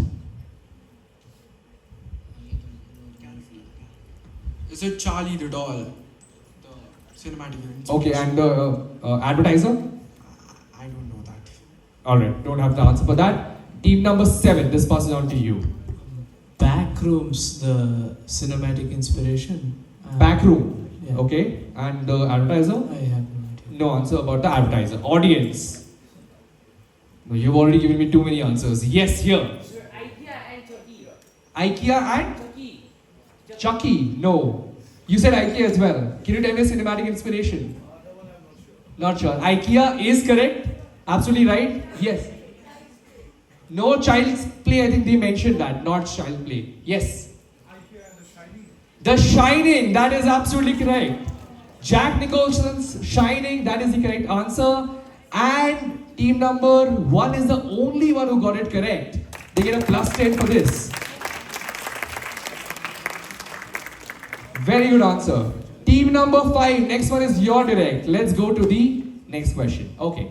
In a clever blend of technology and wordplay, a group of youth from Andhra Pradesh created an AI-powered app that they suggest is the future of cattle identification. It's supposed, no, the last one was team number 6. Anti-clockwise, yeah. Team number 5, it's there direct. Yeah, so they suggest is the future of cattle identification. Its name is a witty twist on something every Indian is already familiar with. It's for cattle identification, and it's a twist on something every Indian is already familiar with. So what is the name of this AI-powered app for cattle identification? Very clever twist on something every Indian is familiar with. Teams that are pouncing, you have to be careful about it because you have to get the exact term. Team number 5, it is your direct. You have to get the exact term. No one is pouncing? Okay. Closing the pounce now. Team number 5. Pashudhar. Sorry? Pashudhar. Pashudhar. Okay. Team number 4. GAI guy. GAI guy. Okay. Not right. Good guess. Team number 3.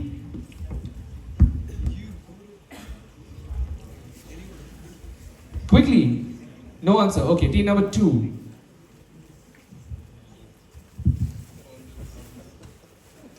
Quickly, team number 2. Hamba. Hamba. Why Hamba? I have no idea why Hamba. You have an explanation to give? No answer. Okay, team number 1. Guy identify. Guy? Identify. Guy identify. Team number 8. Guy PS, like GPS. GPS, Guy PS. Okay. Team number 7. Pashu print. Pashu print. Okay. Team number 6. No guesses. Audience, one more for you. Yes, sir. Cow Mata. Cow Mata. Okay. Gobar. Okay.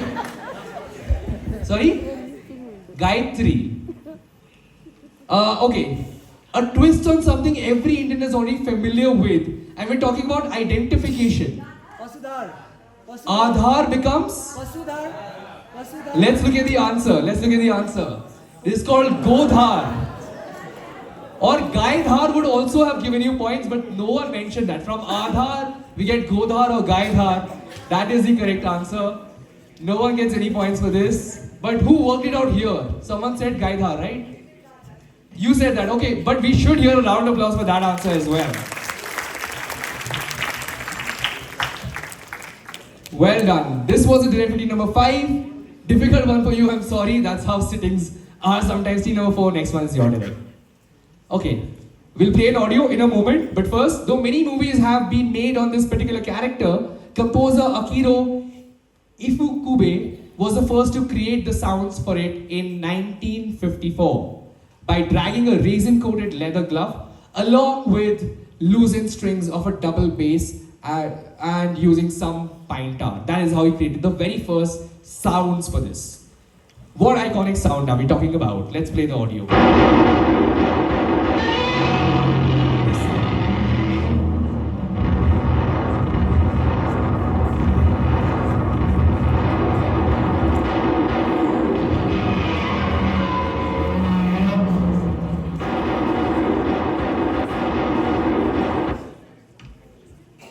Okay, team number 1, 2, 3 are pouncing.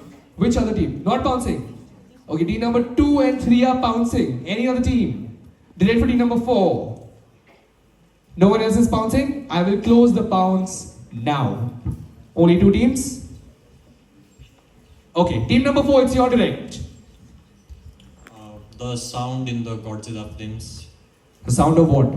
The civilians screaming. Godzilla. Just Okay, I'll accept that, but civilian screaming would have been a very, very wrong answer. This is the sound of Godzilla. That is absolutely correct. Plus 10 for team number 2, 3 and 4. 2, 3 and 4 get this correct. This is the first sound created for Godzilla. A Japanese director, sound composer created this, so obviously it had to be Godzilla. Good answers, 3 teams. Team number 3, next one is your direct on the screen. Okay. This is very recent. Tell me, 2008, if you follow Amul ads, you should be able to get it. 2008 movie title was chosen as the caption by Amul to pay this tribute. I need the 2008 movie title. I need a title, specific title, used to pay tribute. This tribute. Absolute current affairs. Teams that are bouncing, please raise your hands very clearly. Teams that are bouncing. Team number 1, team number 2, team number 4, are you bouncing? Going for it. Team number 1, 2 and 4. No one else. Closing the bounce. Now team number 5 as well. Yes or no? Them as well. Okay. Please be sure about whether you're bouncing or not. So 1, 2, 4, 5 and 6 are bouncing. I'll close bounce now.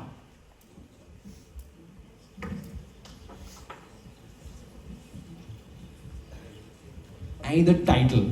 Once again, I'll give you a chance to improve it. What was the movie title used to pay tribute? Team number 6. Again, I need the title. Tell me the movie title. Which team had pounced here? Yes. Give me the answer again. Okay, team number 6, your answer. Nothing better? Okay. Team number 3, it's your direct. The Incredible Hulk. The Incredible Hulk for Hulk Hogan. That is absolutely correct. Very good answer. Team number 1, 2, 3, 4. Get a plus 10. Team number 5 and 6 get a minus 5.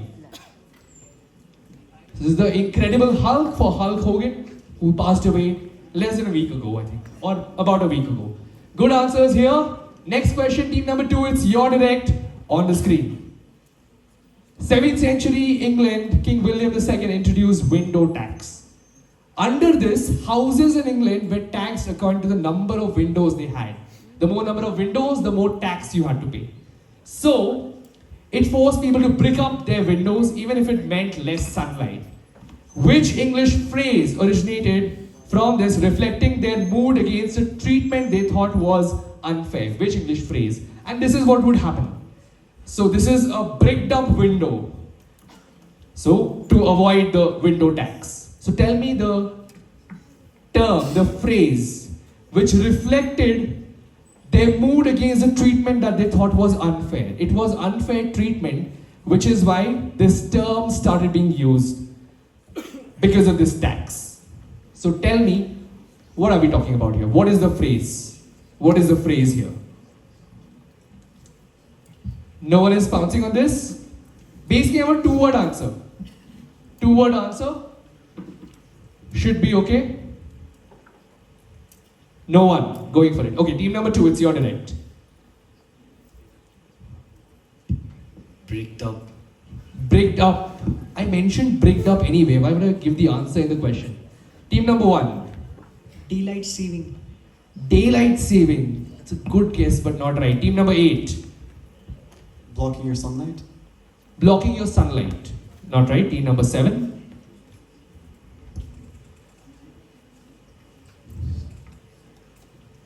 No guesses? Team number 6. So break up the windows. Brick up the windows. They mentioned that. Team number 5. Walled up. Walled up. Team number 4. Going dark. Once again? Going dark. Going dark. Team number 3. Sunny in it. Sun? Sunny in it. Not right. Audience. Yes, you give me the answer. Glass houses. No.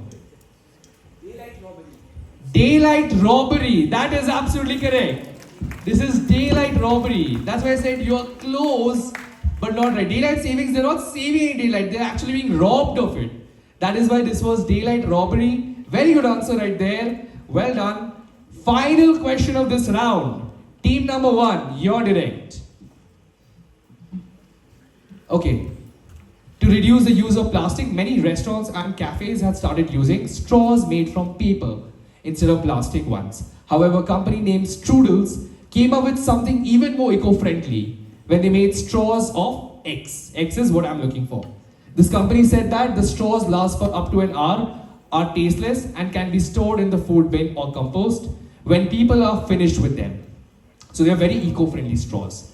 What thing are used to make these straws? What are these straws made of? Team number 8 had pounced immediately. Team number 2, 3 and 4 also pounce on this. 8, 2, 3, 4. 3, are you bouncing? Yes, okay. So 2, 3, 4 and 8. 5 as well are bouncing. So we'll close the pounce now. 5 teams are going for it.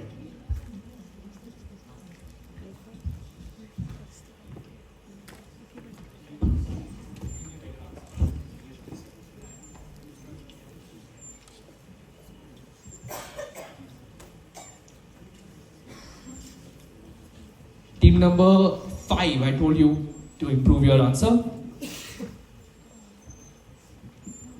Okay. Team number 1, it's your direct. Pasta straw, noodle straw. Give me one answer. One answer. Noodle straw. Noodle straw.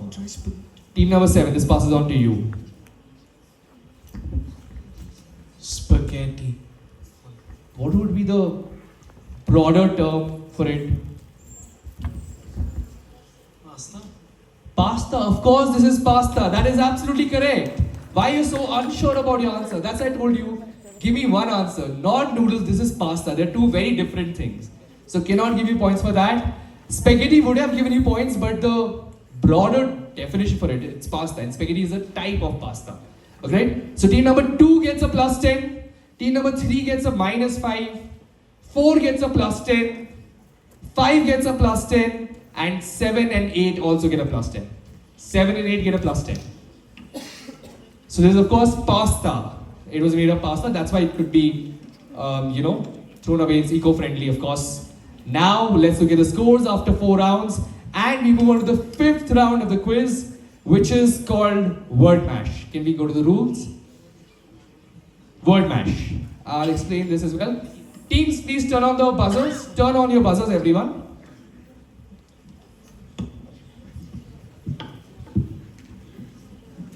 Everyone's, the buzzers are on. Okay, we'll test the buzzers again. Can we turn on the reset buzzer?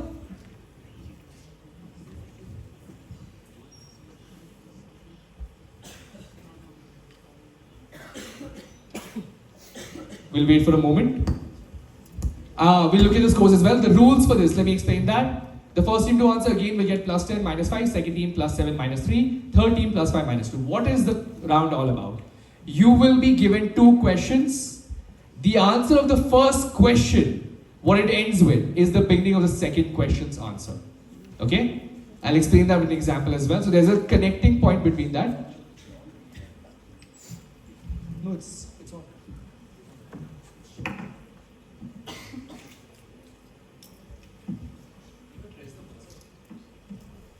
Okay. Alright, we'll just get the buzzer working again. It'll take a moment. So we'll explain this with an example. Let's go to the example question, which the audience can answer. Let's do an example. So here's the example that we do. Yeah. Right there. Yes, please. The first question is, Lisbon is the capital of this country. Second is, she's known for her role as Wonder Woman. Portugal and Gal Gadot. Let's look at the answer.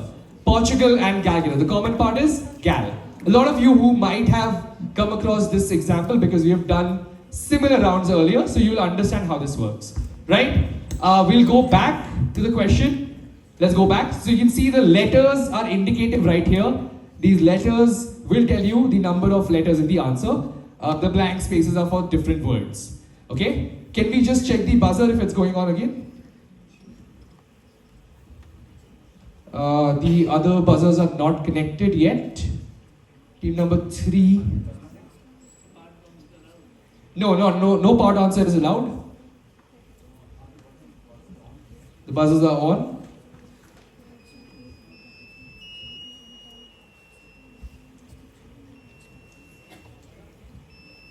Okay, once again. Please don't press the buzzer right now. Please don't press the buzzer. Can we reset it?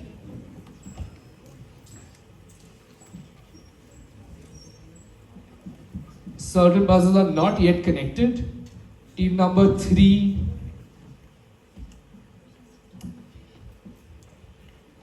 Wait for a moment. Team number 4 is connected. 3 is also connected. 5 is connected. 6, 7, 8. This is on. Okay, it's working as well. So 8 is there. 7, can we check the buzzer again? Can we check the sequence? Yeah, all the buzzers are connected. Now all the buzzers are connected. It's just taking a little longer to connect.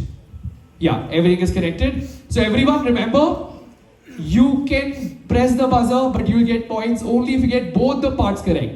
If you give me first part and the second one is wrong, you get it wrong, the second you will get a chance. So if you're pressing the buzzer, give me both the parts. You have to give me Portugal and Galgado, both of these. Are we clear about how this round works?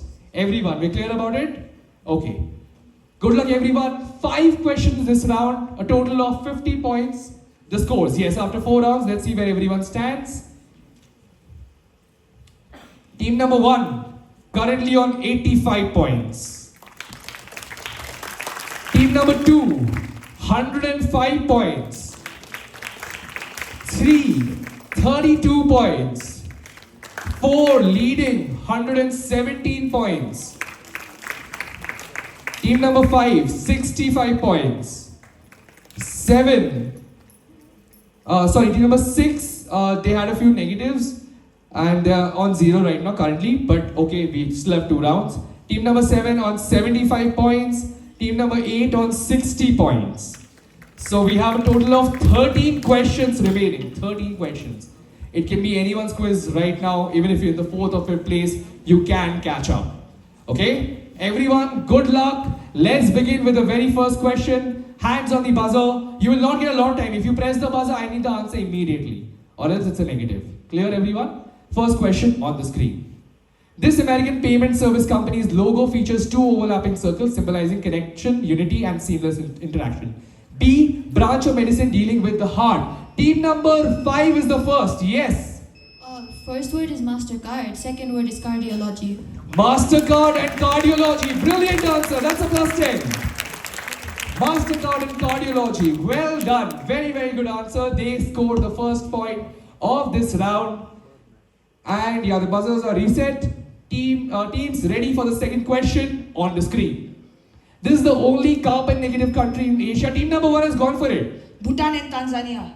Giraffe, the national animal of this country, Bhutan and Tanzania. +10. Only carbon negative country in Asia is Bhutan.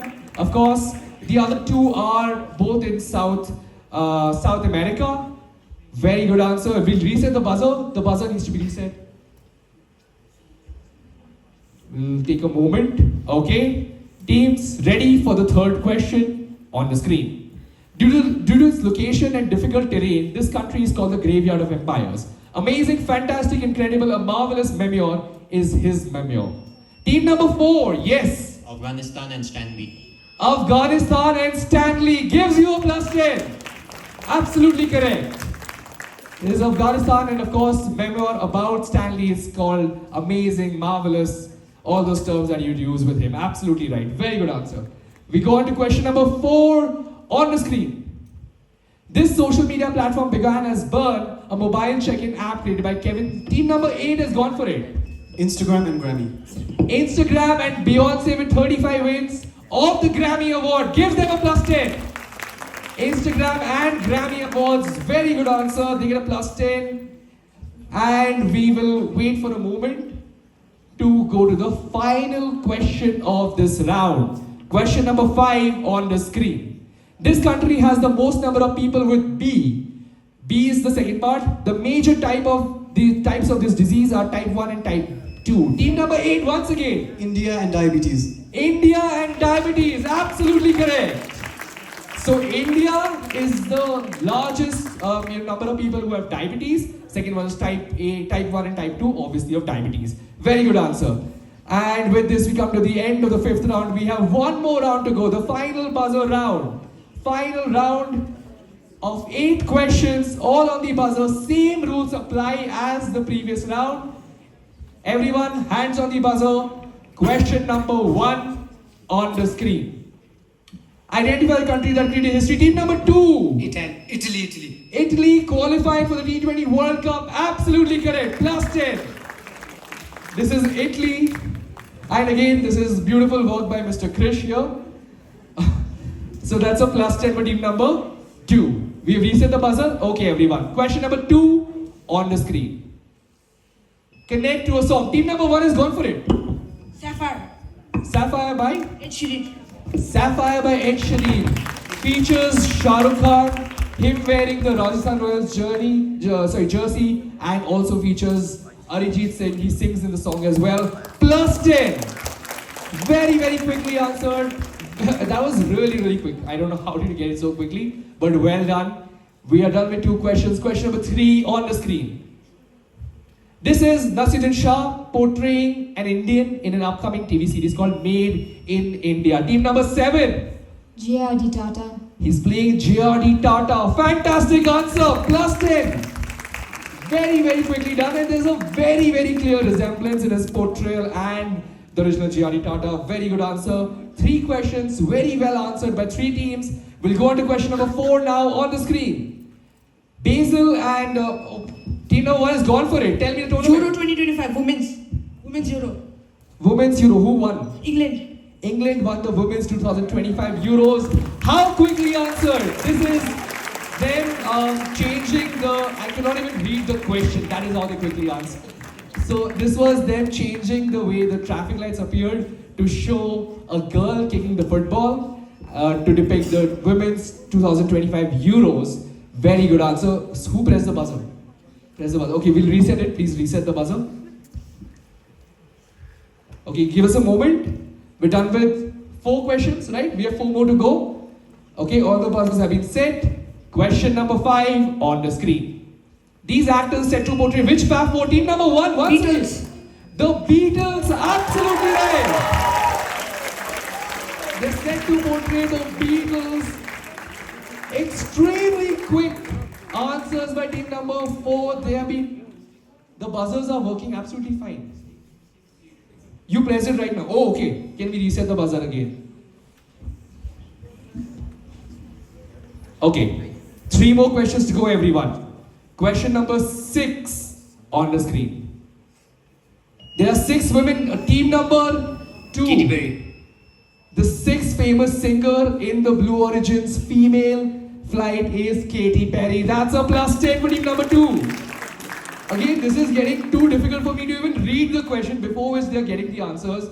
Again, excellent job. Team number 2 gets a +10. We have 2 more questions to go. 2 more questions, everyone. Question number... Are we okay? Yeah. Question number 7, everyone. On the screen. Okay, we'll play the audio. Well-known figure reprising her role in a hugely popular daily show. Team number 6 and press the buzzer. Smriti Irani. Which show? क्योंकि सास भी कभी बहू थी. Did not even need to read the question. This was the audio. कभी-कभी सोचती हूँ, अपने वो नहीं जो तस्वीरों में साथ खड़े होते हैं. अपने वो हैं जो तकलीफों में साथ खड़े होते हैं. लगता है जैसे कल. The answer is Smriti Irani. What a brilliant answer. That's a +10 for team number 6. Scores? No, we'll not do the scores now. We'll reset the buzzer. She's coming back with her role. I think the role was Tulsi. Is that right? You don't know that. You know everything else but not the role. She was playing the role of Tulsi, I think, in the original show. That's her, and now she's reprising her role in this very, very popular TV series. Okay. Everyone, final question of the quiz on the screen. In this movie, team number 1 has gone for it again. Tell me the personality. APJ Abdul Kalam. APJ Abdul Kalam. Salman Khan's hairstyle was inspired from APJ Abdul Kalam. What a brilliant question.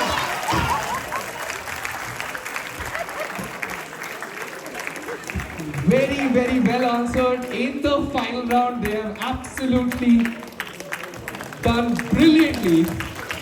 And with this, we come to the end of the quiz. Everyone, let's have another round of applause. Louder cheer for all of them.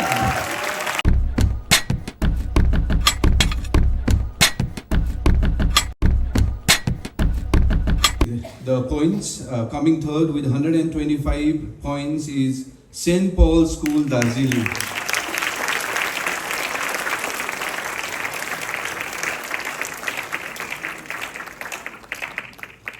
Can we have the teacher in charge also on the stage, please?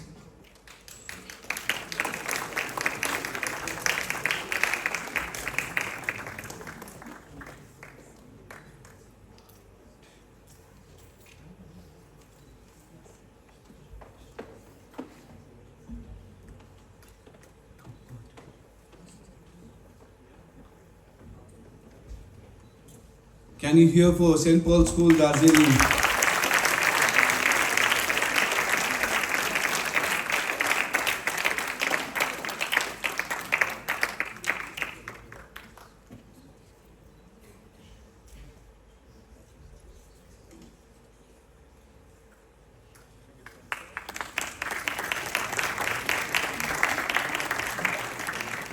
Congratulations, St. Paul's School.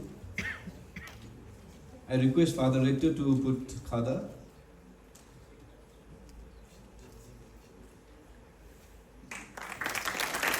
And I request Mr.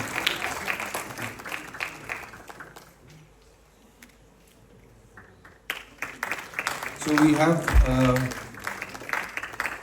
individual trophies, books, and a trophy for the second runner-up.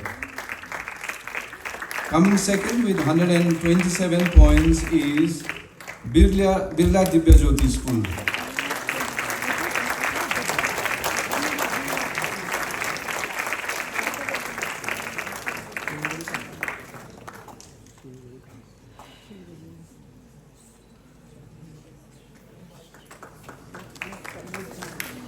I request our chief guest to hand over the trophies, and I request for Reverend Father Rector to put khadas and Mr. Malcolm to give away the books.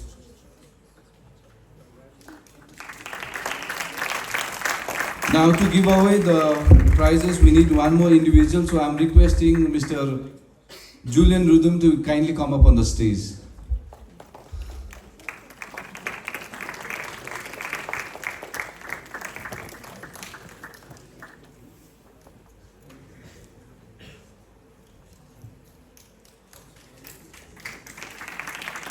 Can we have a big round of applause, please?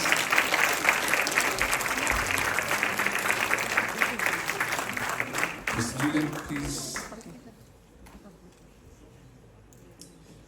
Okay, so final, ladies and gentlemen, let the hall echo with cheers for the champions of the Brother Eric SJ International Quiz 2025, St. Joseph School, North Point TA with 135 points. Again, I request our chief guest to kindly give away the trophies, and I request Reverend Father Rector to put khadas, and I request Mr. Malcolm Chetri to hand over the books, and I request Mr. Julian to kindly hand over the prize money of ₹10,000 rupees, sponsored by the Jesuits of St. Joseph School, Darjeeling.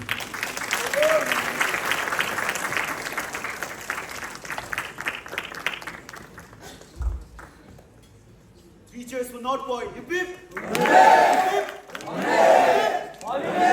Teachers for all the participating schools, hip hip! Hip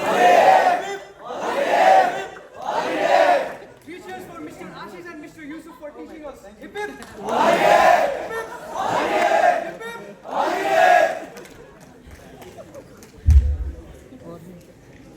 I request Mr. Julian and Reverend Father Rector to kindly hand over the token check also. And I request the photographers also to kindly line up so that we can take a picture for our magazine and for the press. We request all the finalists also to kindly line up properly so that we can take a nice picture.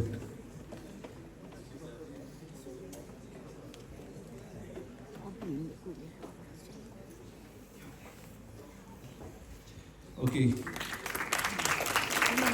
We also have 2 more trophies to be given away for the best quizzes, since we were in a dilemma, so we decided to give to both of them. The first one would be Aditya Dakal from Little Flower School, Nepal. And the second one would be Shubham Mukherjee from VVA.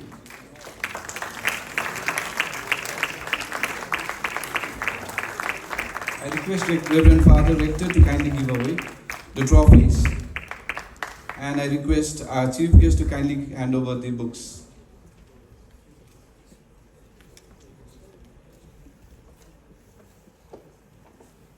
Shubham Mukherjee from VVA, please.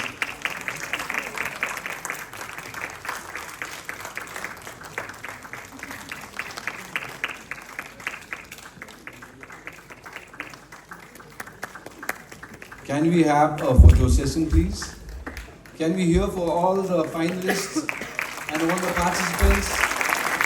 And a big round of applause for the winners and the runners-up.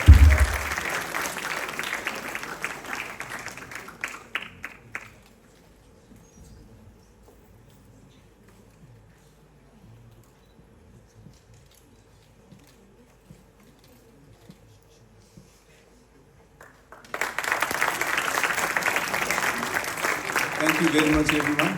Kindly take your seats.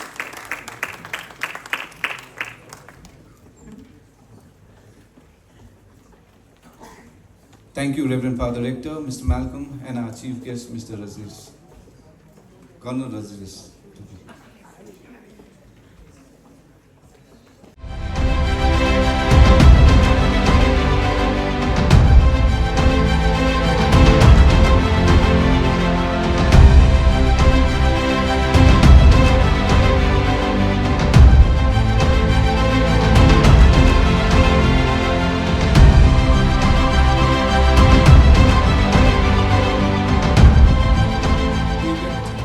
Now I invite Mr. Ashish Chhetri to deliver the vote of thanks, weaving gratitude into words. Mr. Ashish Chhetri.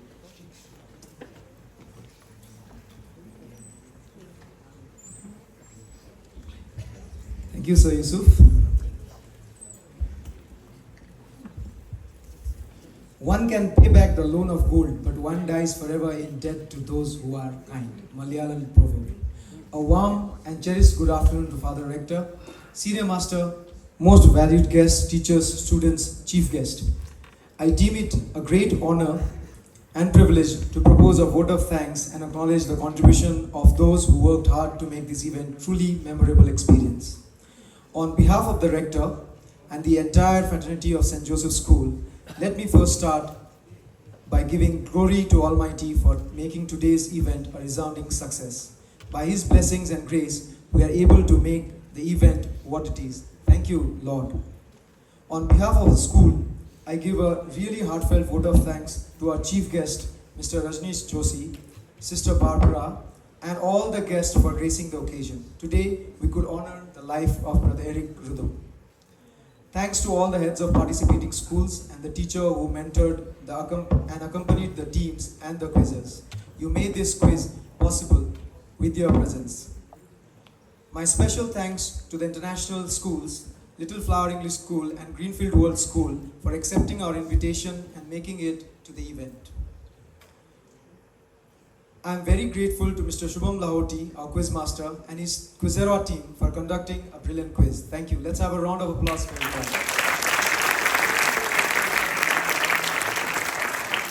This type of event cannot happen overnight. The wheels start moving weeks ago. It requires planning and bird's eye for details. We have been fortunate to be supported by a team of very active and dedicated staff of our organization who are well versed in their jobs.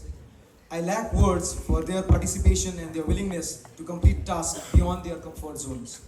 A special mention to our rector, Father Stanley Verghese, for being the catalyst that inspired us to do our best and stand as a pillar of support. Applause for Father Rector. Special thanks to our Vice Principal, Mr. Andre Lafiba in absentia, and Senior Master, Mr. Malcolm Chhetri, for their support and guidance. With deep sense of appreciation, we thank our organizing team, especially Mr. Yusuf for his untiring effort and the North Point teachers for their invaluable support. Mr. Lekraj Gurum for his presence and support, the Darjeeling North Point Alumni Association, Mr. Deven Gurum, Mr. Anurag Agarwal, Mr. Vivek Yonjan, and the committee for their constant support. Inspiria campus team, Miss Gunjan, Mr. Nirjan Lama, and the team for supporting the event. Thank you, sir. Let's have a round of applause for the Inspiria team. Our sponsors, UCO Bank, Bandhan Bank, Pizza Graphics, GNPA, and Times of India for supporting the event. Thank you. I would also want to thank the following people who work behind the scenes to execute this event. Father Justin and the housekeeping staff for stage setting, Miss Gulabi, Ajay Daju, and other staff for assisting us with the decoration. A round of applause for them as well. Brother Billy Vincent and the kitchen staff for the food and the refreshment. Maybe a louder round of applause for them. Mr. Pramit, Mr. Raja Babu, Ms. Josna, Ms. Zina, Mr. Vikash, Mr. T.N. Lepcha for helping us with the event organization. Mr. Azali and the students, our technical arrangement team, thank you so much, sir. Thank you very much. A round of applause for them. Mr. Nima, Ms. Eleanor and Ms. Abba in the school office for helping us with all emails, printing and paperwork. Mr. Sumiran Chetri and Suhan Sen for patiently writing more than 150 certificates. Let's have a round of applause. He's still writing the certificates. All the volunteers from the Quiz Club of North Point. Our sincere gratitude goes out to all the well-wishers for our rock-solid support and encouragement.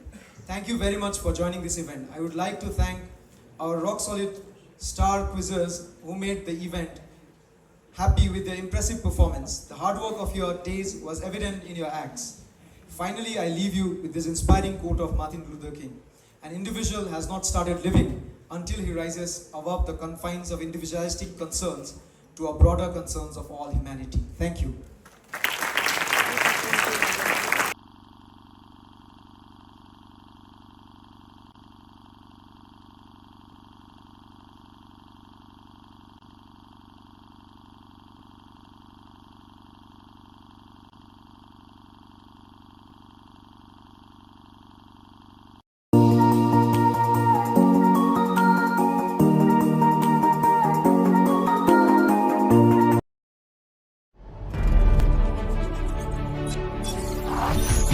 Sursum Corda